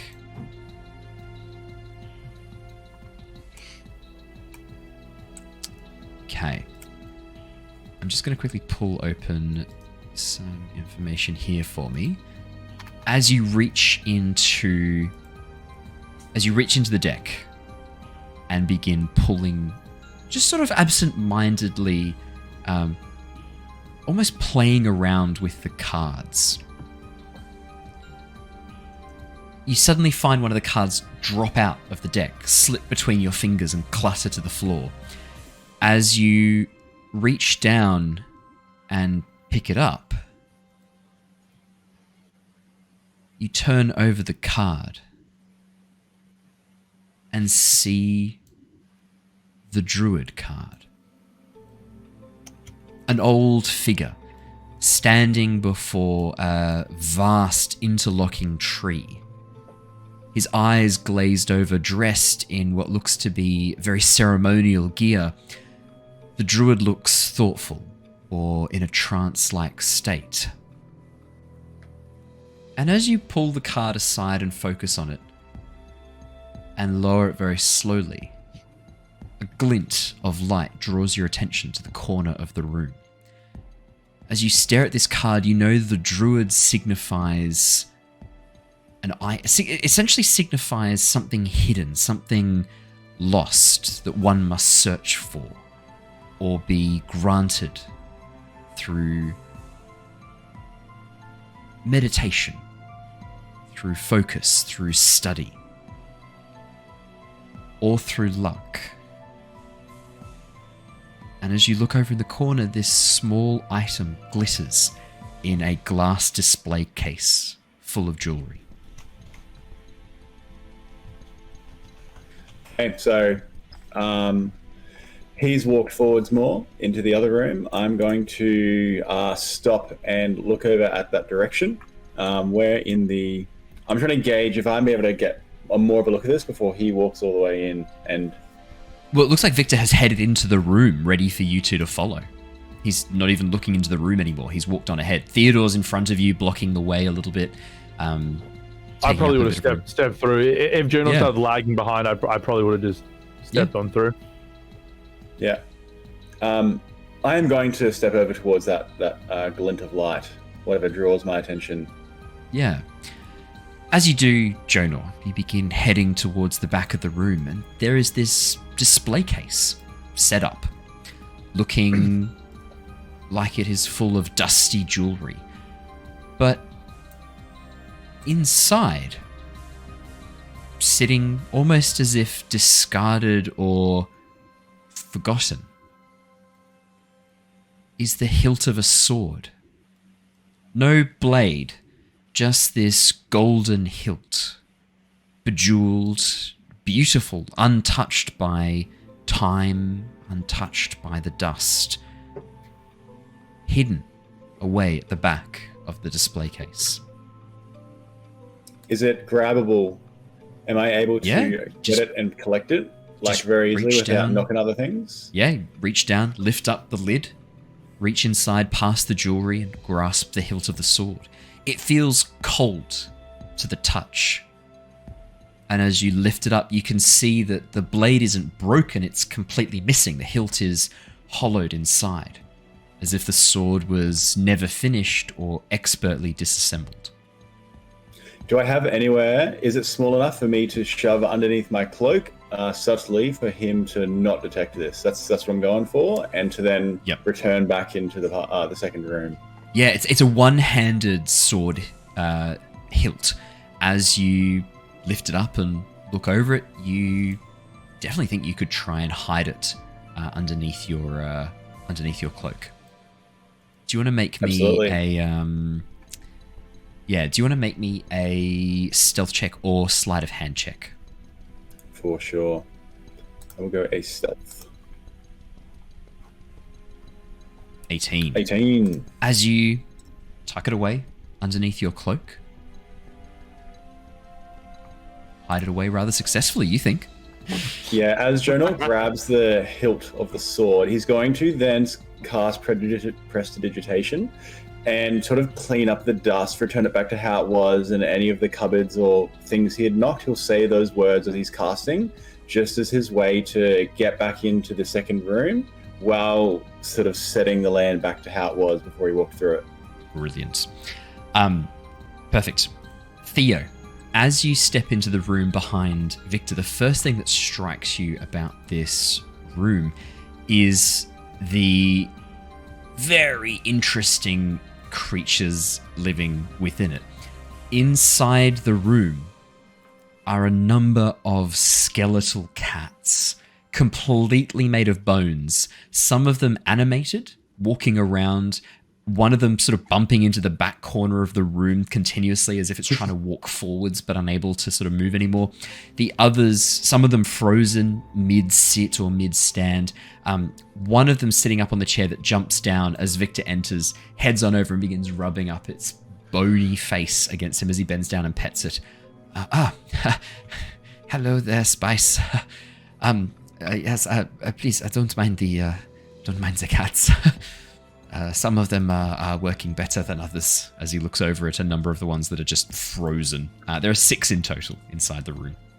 How much of a affront to nature would I consider this as is this something necromancy? Yeah. You've probably not had much exposure to necromancy. On Nostea, there's actually a whole religion dedicated to necromancy, but as a force for good. There's I think a Vors Valantis Raph, I think is what it was, or Mors Valantis. Let me find Mors Valantis. Mors Valantis, which is essentially the honored dead, and it's a religion from the Shattered Isles. For those of you who watched the stream, you may remember from Tyranny of Dragons a certain Tabaxi necromancer, Shivers, which Raph played. So this particular religious group believe that you have lived many lives, that your soul is recycled into new bodies, but the previous bodies you've inhabited are yours. And so members of Mors Valantis are brought into the priesthood, they're trained, and they are taken down into the catacombs to find their previous vessel. And once they've located, either the priests will raise that vessel from the dead to serve as a servant for them, or the child who is ready to become an adult will learn the necessary rituals and bring that vessel back as an unintelligent undead, as a vessel, because it's theirs. It's their previous body. It's their previous vessel that they inhabited. It's still their property in a way, or still part of their journey. And so it's actually a sign of great honor for the undead to be brought back in that particular religion. It's actually an incredible honor. You've definitely heard of necromancy being used for darker stuff, Theo, but citizens, let me say, denizens of Nostea have a bit more of an open mind to necromancy than like the Forgotten Realms, for example. Just wondering how offensive this was. Not as offensive as it would be for almost any other setting. Let me quickly find. I want to find 100% what that was called. Here we go. Religions. Mors Sacris, the honored dead. Sulfi, the goddess of undead, was the one that they follow. Yeah. If you want to see more, check it out on the wiki, which is being linked in chat right now. I'll just watch those episodes from the other campaign because they were fun. They were a lot of fun. Yeah. Victor. Yeah, Shivers was good. Yeah, Shivers sounds like a great character. Actually, that's a fantastic name for a Tabaxi necromancer. One of my favorite. The coldest dark before the dawn. He was good shit. One of my favorite artworks to draw is Sphinx Tabaxi, mainly because there are no artworks of Sphinx Tabaxi out there. So if you ever need some artwork of a Sphinx Tabaxi for your campaign, the naked hairless cats, you can. If it's just for your campaign with your friends, you're not using it commercially, you're free to use that artwork of Shivers. I've got ones with and without the face paint up on the ArtStation account. You're welcome to use them as a token or as a character artwork for your own characters, just not for anything commercial, obviously. Well, Victor, these are unusual pets. Yes. Yes. Well, I one of the earliest spells that was there was to animate dead, and I thought maybe that was a good place to start. It seemed to be a fairly straightforward spell. The book is in alphabetical order. Animate dead was at the top. It was the first chapter. I thought I'd better start there. But you can see some of these I have been more successful with, others not so successful. Spice here, I think I did very well with. Spice is a wonderful companion. Sugar over there, not so much. And you watch as one of the cats gets up on its hind legs, slowly falls over, and then one of the legs falls off. Oh dear. You watch as he's genuinely concerned. He quickly rushes over, reattaches the leg, puts the cat up on the workbench in the middle of the room, and then looks over and goes, "Oh, if only there was a way to end this spell." Yes, I'm still ironing out some of the kinks. And he laughs a little bit awkwardly. Where did you find the bones for these cats? Oh, well, that is a bit of a longer story. As he says that, Jonor steps in behind you, Theodore just dusting off his hands. Did I hear an animate dead spell? That's I wouldn't have expected to hear that inside the Astral Traveler's book. That's unusual. You feel a gentle pressure on your lower calf, Jonor, and as you look down, you can see one of the skeletal cats nuzzling up against you with its bony cheek. Well, I mean, given our disposition of not being immediately threatened by it, I'll look down and give it a little pet. it doesn't make any noise, but the bones sort of like let out this very soft vibration around the head as it nuzzles into your touch before flicking its tail, jumping up onto the workbench, and then moving back onto the chair before snuggling down again. What are these things in the corner we see over there? Yeah, let me describe the rest of the room. Please, you've been looking around. Okay. As you look inside the room, you can see that the study that's being created here is made of mismatched furniture, probably taken from that room that you were just in. Tables are strewn with pieces of parchment with strange diagrams drawn across them. There's a bookshelf and workbench down in the south that holds a collection of bones. A dusty rug covers the floor in front of a large pine box where you can see the skeletal cats sort of moving around and sort of attempting to kind of like nuzzle up to the dusty rug. Probably the most unnerving sight is what looks like 3 small children standing with their backs to you in the northeast corner of the room. As you look a bit closer, you can see that they are dolls. Would Theo have been fully informed of what had gone down in the Blinsky shop? Because I wasn't there for that. Theo hasn't been into Blinsky's store, and I don't think it doesn't sound like the others wanted to talk about Blinsky. I think No one would be ever fair to does. say. Yeah. What are these? Are they puppets in the corner? Blinsky dolls. It's a little bit embarrassing, actually. He wanders over and picks up one of the dolls and turns it around. You can see it looks a lot like him, but younger as a child. As he holds it up, he grins very sheepishly. My father asked for Blinsky to make these so that the children could play with me. Yeah, pretty fucked up. This is when I was a child. Obviously, no one bought them, and Blinsky offered them to my family for free. My father was quite upset, so they've been stored in the attic. I thought they'd be a good test for some of the other spells I've been working on. There's one that allows, right underneath Animate Dead is this spell called Animate Objects. I thought I'd work on that one next. Maybe I could use it to create some little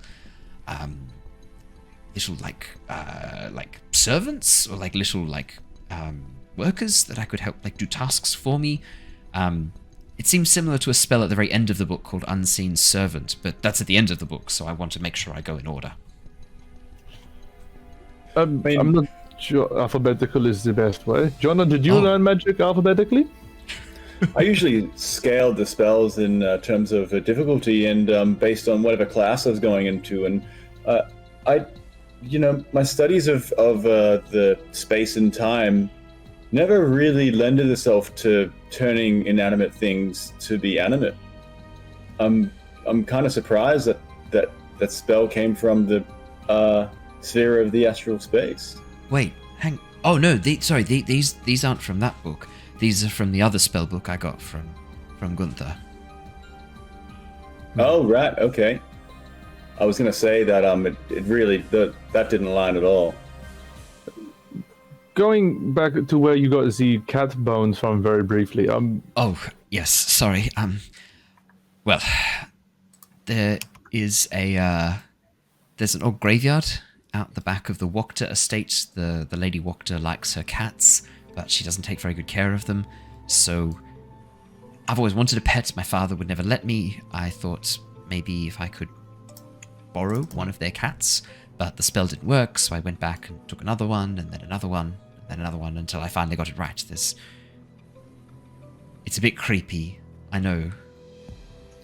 Now that I say this out loud, I can kind of hear it back. Look, I mean, that is better than other alternatives. I was just initially concerned because I know the Wachter girl came to stay with your family very briefly, and she had the fondness of cats, and now she is somewhat unwell. I was just making sure you would... As you say that, he flinches, obviously. Is there something you're not telling me about the Wachter girl? No. Victor, it is time to be honest. We cannot help you if we do not know your a person worthy of teaching us secrets to. Can you make me a persuasion check, please? Ooh, spicy. Ooh. Let's go. This is fun. Nice. 19. You watch as he kind of like pauses a little bit, his mouth sort of moving but no sound coming out, before finally he kind of slumps a bit, almost as if some great weight that he's been carrying has finally crushed him underneath it. I really liked Stella. I still do really like Stella. I just want that on the table. And I didn't mean for any of this to happen. It was an accident. She really likes cats, and with her staying here and my father's hatred of pets, I thought maybe I could make her a cat. So I tried to make one of the animated cats. I tried to animate one of the skeletons of her pet cat when she was a child. He points at the cat that is slowly bumping into the wall repeatedly. As you can see, it didn't go very well, and she was a bit frightened by it. And my father had been treating her terribly, you see, really, really awfully, and she was scared to go to him and tell him what I'd been up to, but she was terrified of what I'd created, was calling it a monstrosity. And then she took the spell book, tried to read something from it. It didn't go well. What exactly did she read, Victor? I told her about my plans to make a teleportation circle, about my plans to get us out of here. She tried to use it without me. She didn't know very much about magic, you have to understand. It's not something that she had been taught. I barely know what I'm doing. He points at the rug. The circle is under the rug. Yeah, go, sorry. Yeah, as soon as he says that, I pull the rug back. As you pull the rug back, the skeletal cats that are on top of it scatter, moving away and hiding around in the corner. Underneath, you can see a large arcane circle, easily 10 feet across. And as you begin looking across the circle, you can see runes intricately painted in this bright red ink all around the outside, forming this interlocking pattern of arcane text. In the center, a dark black scorch mark, almost like a lightning strike. She drew the circle? No, I already had the circle. She tried to use it. I'd been experimenting with it, you see. Journal? Before investigating this circle, I walk up to him and put a hand on his shoulder and say, look, it sounds like you're trying to do the right thing, and I think trying to put everything the best you can in order right now is the best way forward. So, help getting us informed as much as possible will probably help to undo anything that's been done. So, you can let us know these things. Let's have a look at this circle. I give him a encouraging tap on the shoulder and invite him to come over. Okay. Have you tried to use this since Stella activated the circle? No. Not since Stella activated it. I thought I had it right, but then when she activated it, something very weird happened. Yeah. It wasn't good. Did you see? Were you here when she tried to do this? I stepped into the room and tried to warn her not to do it as she was reading out the incantation. Do you have the book? Can you show us exactly which incantation? Oh, yes. He reaches down and pulls out a large leather-bound tome inscribed with silver writing. Essentially, Jonor, the Astral Wayfarer's Guide. Sure. Yep, cool. Jonor, would you like to make me a Arcana check? Composure. Yeah, okay, sure. Yeah. Yep. Composure. I was also thinking something composure, yeah. Book steely. 23. Yeah, ooh. Jonor, I salivate on the spot. Yeah. Oh God, really? Okay. No, as as the wet Definitely. saliva drips from your mouth onto the pages of the Sorry, book. academia. Yeah. I mean, you're half masked now, Jonah. Let's not beat around the bush. As you stare over the diagrams, Jonah, and begin looking across the teleportation circle on the floor, it's obvious to you straight away that someone has been modifying this repeatedly. Arcane runes have been swapped out for different runes. There's been a lot of experimentation here. In fact, some of the runes haven't been completely erased, which is a huge problem. As you look over this circle very carefully, and at the scorch mark in the very center, this has been used at least 3 times. At least. The scorch mark, not from the most recent. That's from either the one before or the first one. Hard to say for sure. But as you look through the faded runes and begin examining it, at least the first 2 uses of this teleportation circle would have disintegrated anyone trying to use it. The most recent use looks like it has had a brutal effect on the person's mind. Anyone who tries to use this circle as it stands now will be afflicted with an indefinite madness.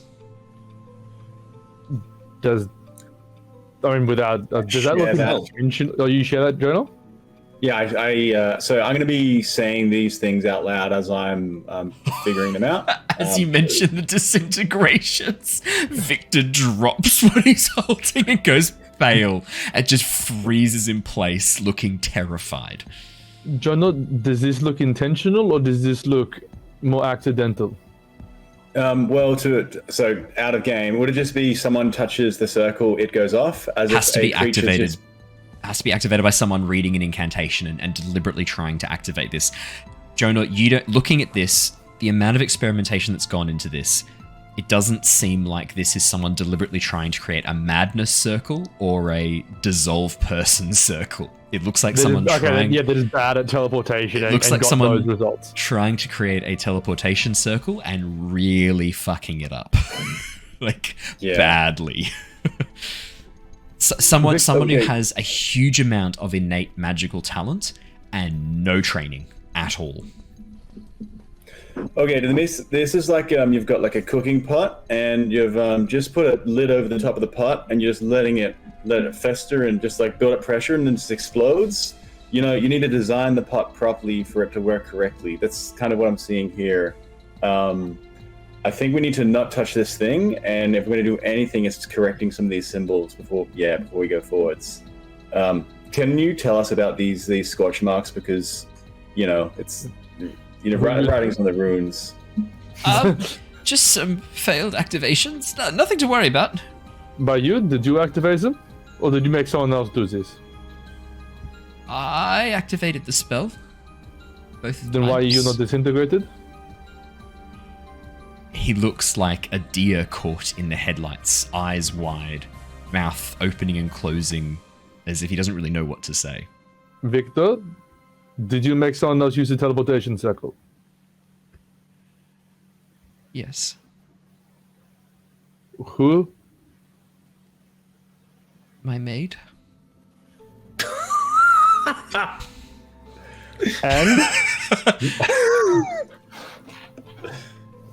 She might have been teleported. She certainly disappeared. There was this bright flash of violet light, and I watched as she crumbled from the outside in and disappeared. And the second time it was activated? He mumbles something that you can't quite hear. What was that?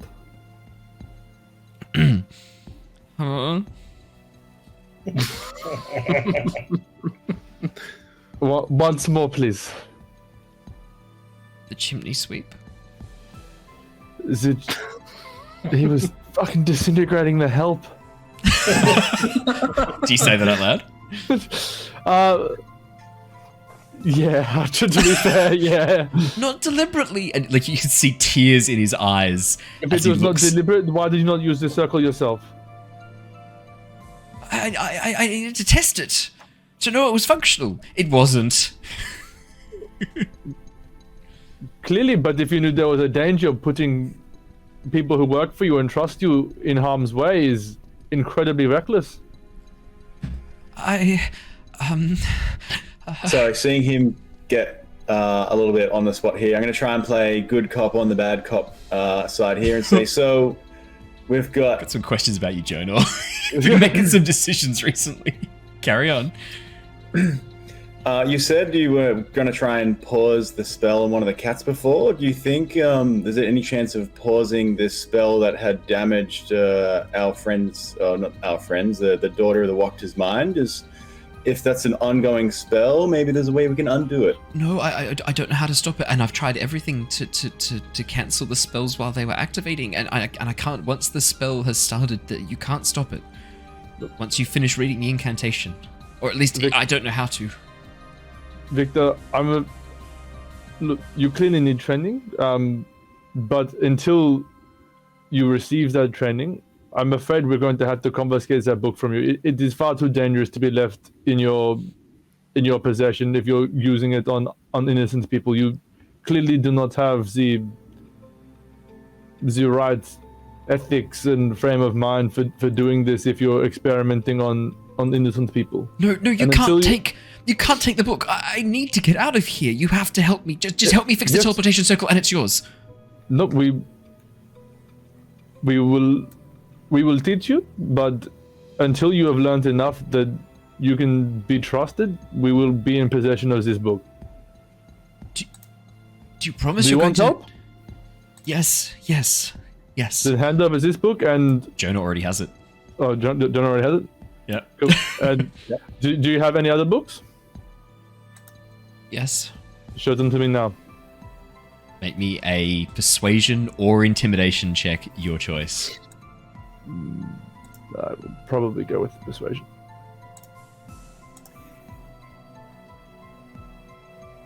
$17. You watch as his head kind of slumps forward. He walks back over to the desk, pulls out from the drawer a very large, dark tome. This very black-stained leather book with no title and no writing on the spine. I'd take that off him and have a brief peruse through. What's the subject matter on this one? Theodore, can you please make me a charisma saving throw as you begin to flip through the cursed book? Is that against a spell? It's not a spell, but it is a magical effect. So... saving throws against spells. What is your... Oh, that's a good question. This isn't specifically a spell. It's a magical effect of the book. Let me quickly pull open and let's make a ruling on your... Actually, what does it say specifically for the Satyr? Let me have a quick look. Because if it's anything like the UNT... Features and traits. Not the legacy one. Let's quickly pull open the Satyr traits. You have advantage on saving throws against spells. I don't think you have advantage on this, I'm sorry, because it's not a spell. It's a specific magical effect of the book rather than a spell. Advantage on saving throws against spells is already nicely overpowered. Imagine if it was all magic. I'm just resistant to all magic. 14. Oh, Theo, that is the DC. Meets and beats it. Meets and beats it. As you flick through the pages, something begins worming away inside your mind. There's a darkness closing in all around you. And for a second, all you can see are the pages of this spellbook. Magic. Magic beyond anything you've ever dreamed of casting could be yours. All you have to do is read this book. Understand these spells. And just like that, as that begins to take a hold of you, something within you, probably that lightness, that mirth from your Fey ancestry, goes like, whoa, wait a minute, what's going on? And you just slam the book shut. As you do so, Victor jumps suddenly at the sound. Do I suspect he is on the effects of this book, or that he's handed this to me to curse me? Can I do a little insight on him? Yes, absolutely. Yeah. Because he's been pretty dangerously close to me murdering him for a fair while now. Oh God.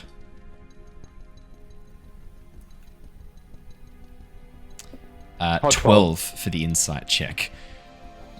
Oh, as you look at him, he looks just as surprised at you slamming the book as you are from that sudden effect. You don't get the sense this was deliberate. You get the sense he's under the effect of this book. Good to know. And did I catch a glimpse of any of the subject matter in the book while I was having a afflicted? Oh, Theo, yes. Spells of a very dark nature. Spells designed to warp the mind. 2 of the spells that you flicked past, Crown of Madness, Animate Dead. Immediately, like the pictures as well that go along with these. The Crown of Madness shows these magical spikes digging into a person's skull, causing them to scream in pain as they attack anyone around them.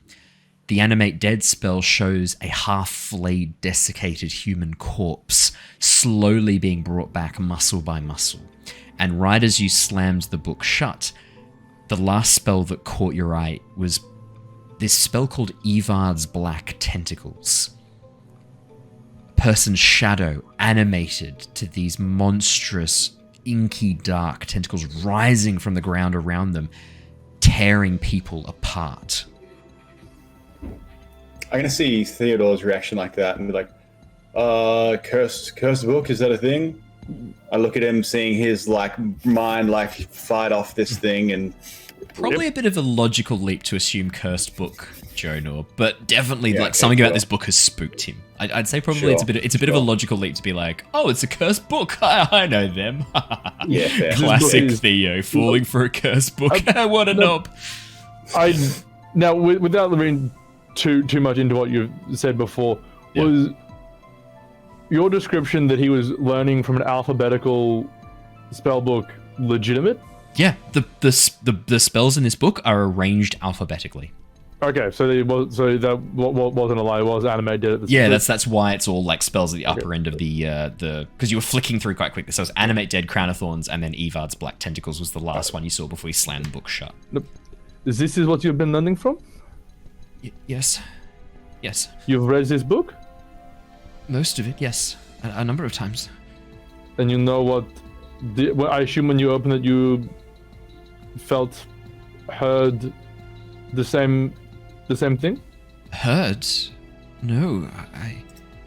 How did you feel when you opened this book? Powerful. Like if I could learn this magic, I could do anything.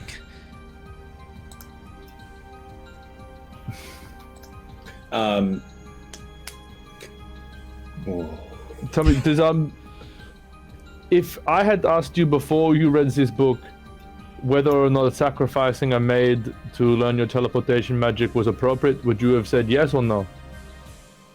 I don't understand. He looks genuinely confused as you ask that question, as if he can't conceptualize the answer to that question. Before the book. Okay. Jonor, do you think it would be an easy fix to turn this circle of madness into a circle of teleportation, based on what you know?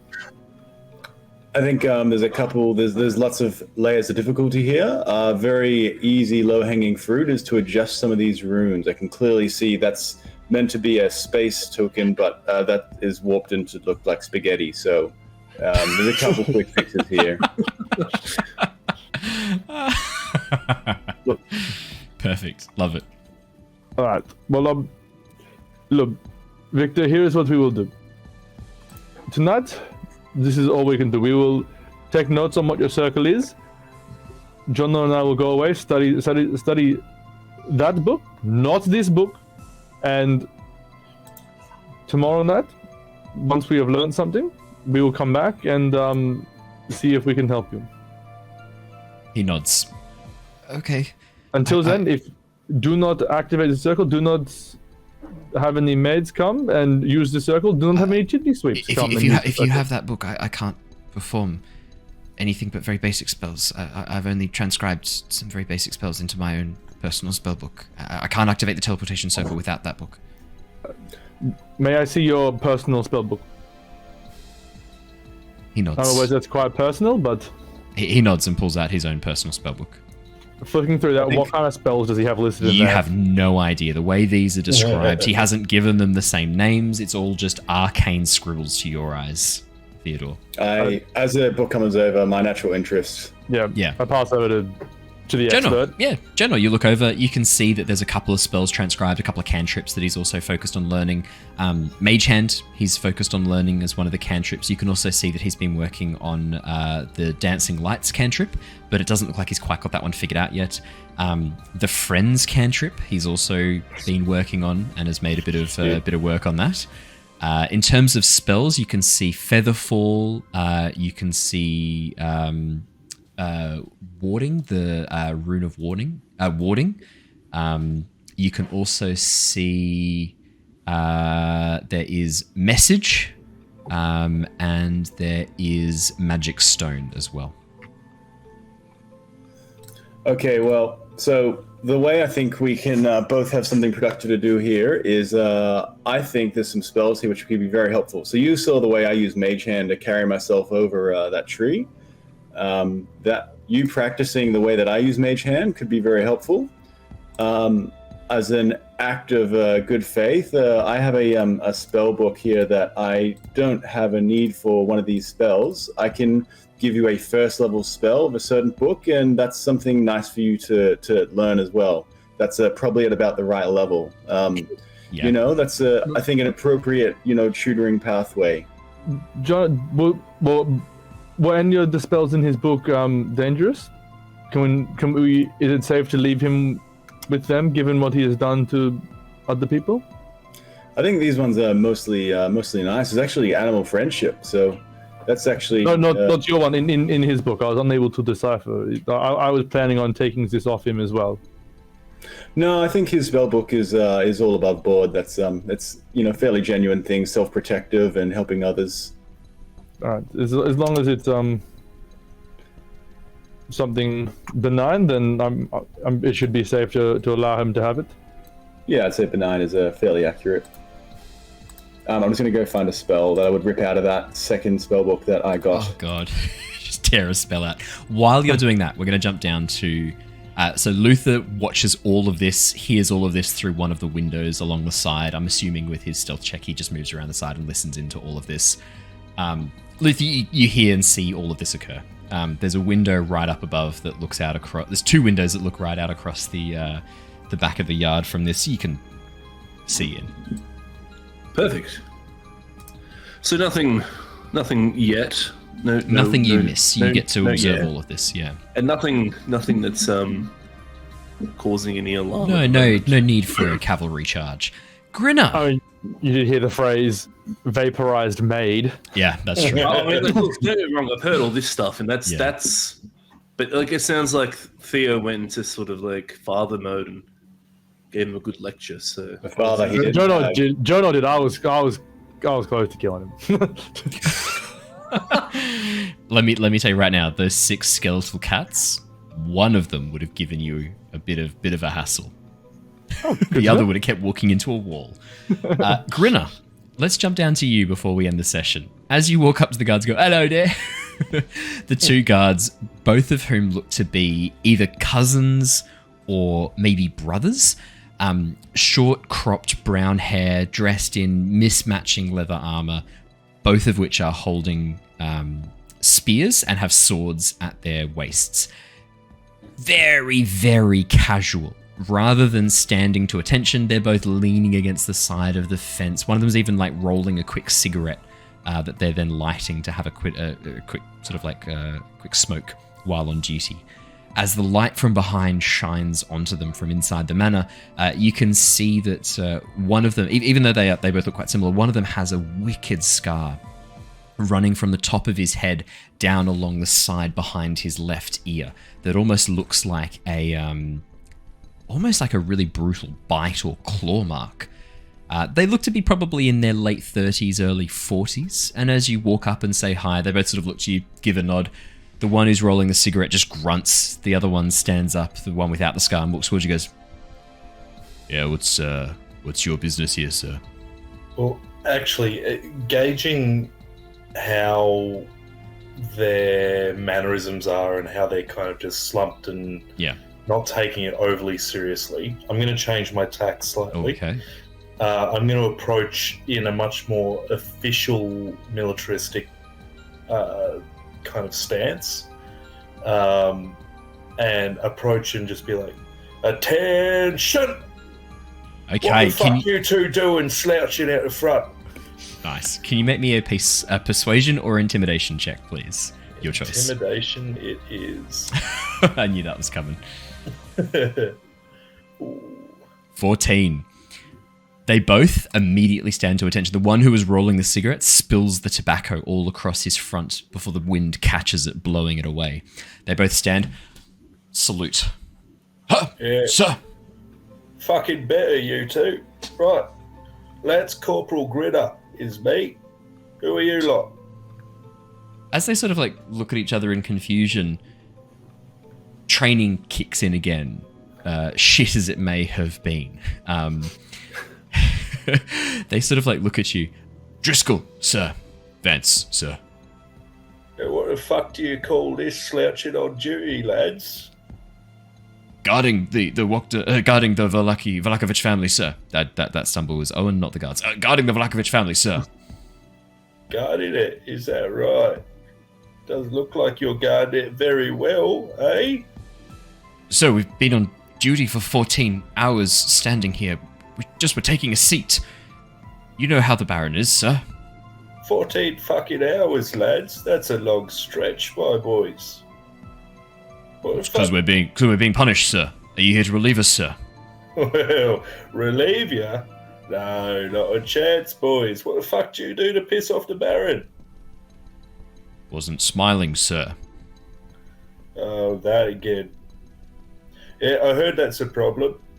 Look, I've been shipped in. I'm fairly new round these parts, but the Baron's taken me on. Lance Corporal was my previous title, and it's stuck across the change. So you'll be seeing a lot more of me, I think. Sir, permission to speak freely, sir? Oh, just this once, mate. What's up? So when did you arrive? So we weren't warned of this. With all due respect... Why would you be? There's a pause as they look at each other, and you watch as Driscoll, the one with the scar, kind of shrugs and nods, and then they go back to standing at attention. Look, at ease, lads. 14 hours is a long bloody stretch. Relax and lower their hands. Thank you, sir.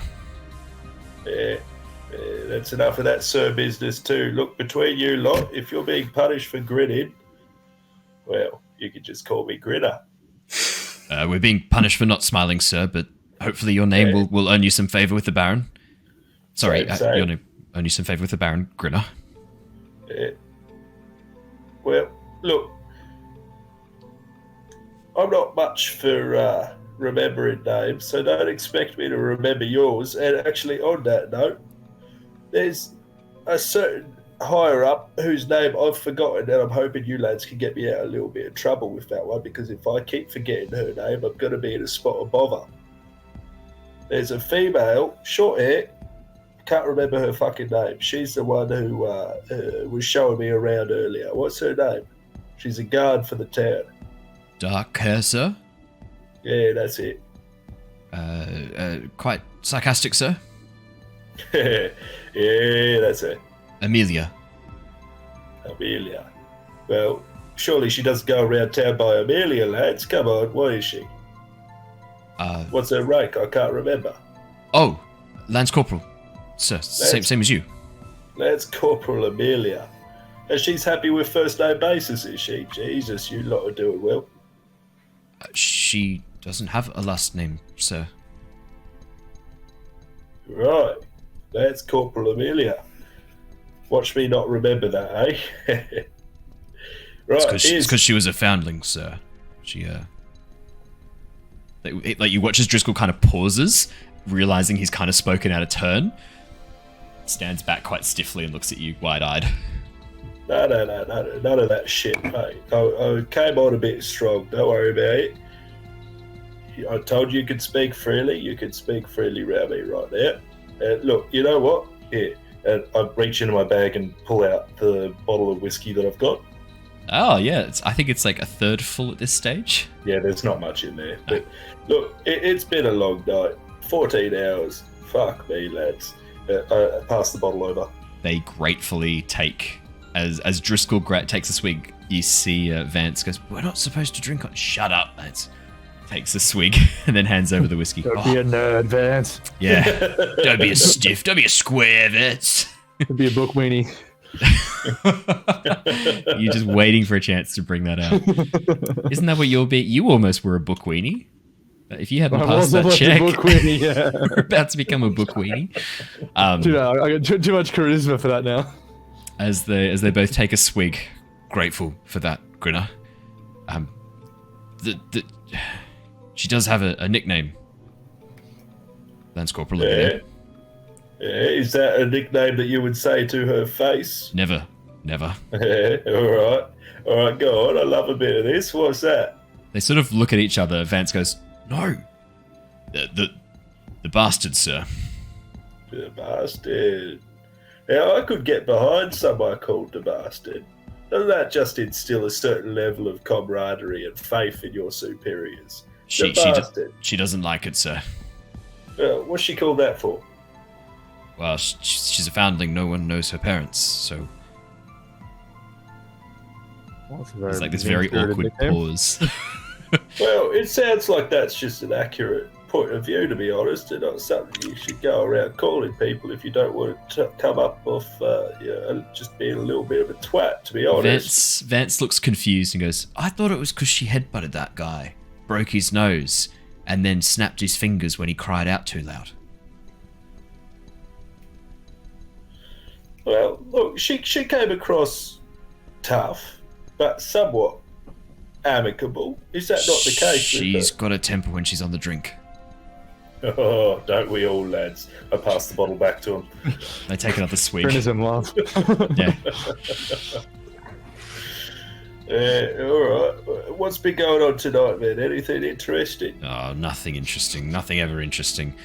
The Baron's been going on about the Festival of the Blazing Sun again. We've been told to stack up the wreaths that they've been making.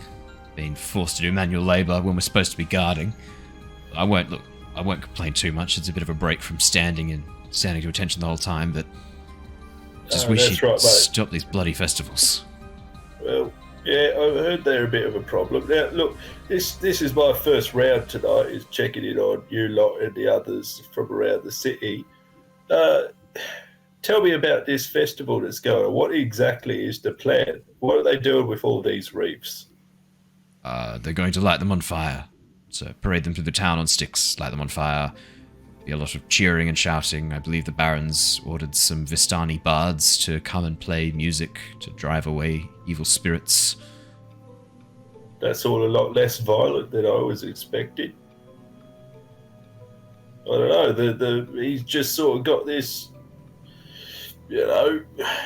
from word about town, he's the sort of bloke that, I was expecting someone to be lit on fire inside these reefs or something. Nothing like that going on. Oh, wouldn't rule it out. Prisons are still full of people who are dissenters. Might still be part of the plans. Just not that we've been told. Yeah, we wouldn't have been informed if that was going to be the case. Yeah, it's always the way that we're always the last to know, lads? Told to look after the place, and how are we supposed to do that with this sort of information, right? They both nod, handing the bottle back to you after taking another swig. Yeah, I'll take a swig and pass it straight back to them. I'm trying to get them a little bit woozy. Amazing. What I'll get you to do, can you please make me I'm going to say a persuasion check, but can you do it with advantage, please? And it's not necessarily to persuade them to drink. It's more just I want to know how ingratiated you've sort of gotten yourself. Yeah. Can I argue that I'm actually doing this with intimidation as a superior officer and I keep on forcing the bottle on them? I'll allow it, but you won't have the advantage anymore. You know what? I'm going to take it because it's a -1 compared to a +6. Fair. 24. Amazing. Drink, you bastards. Yes, sir. Brilliant. Over the next 45 minutes, Grinner, you get these men absolutely fucking wasted. The bottle of whiskey is gone. Both of them are sort of like swaying a little bit. You watch as Vance sort of tries to like tries to like lean back against the small stone wall around the estate and tumbles backwards over it, his legs sticking up over the air. And you hear a snap. You hear him go, "Oh, I'm broken. I'm broken, boys. I'm broken." And then Driscoll leans over and pulls up his spear, which is snapped in half, and goes, "No, you're not, you fuckhead. You've just broken your spear." Oh, fuck, lads. Look, all right, this is just getting silly. Look at you two. What are you doing drinking on duty? This is ridiculous. And with a superior. No. Look, no.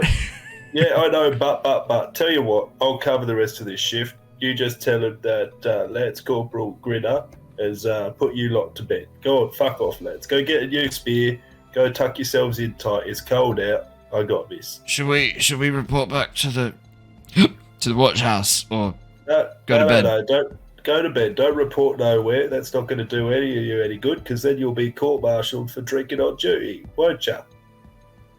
We don't want sort that. of like look at each other a little bit, sort of like bug-eyed, and then Driscoll goes, "I want to be court-martialed."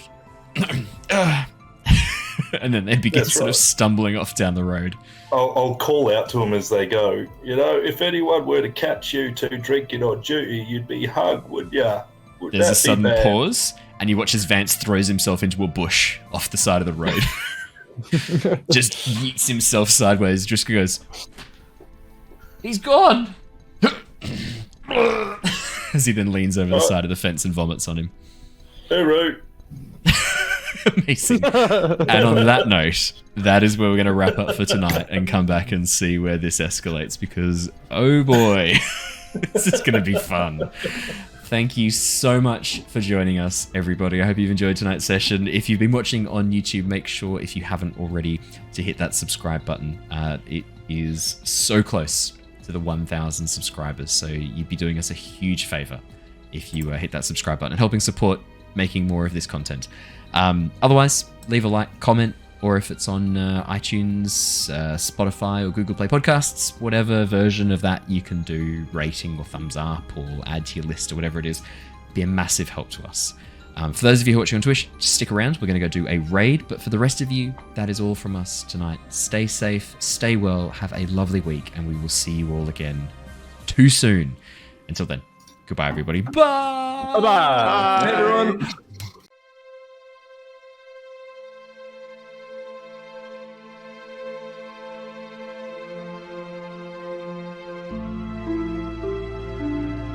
Thank you.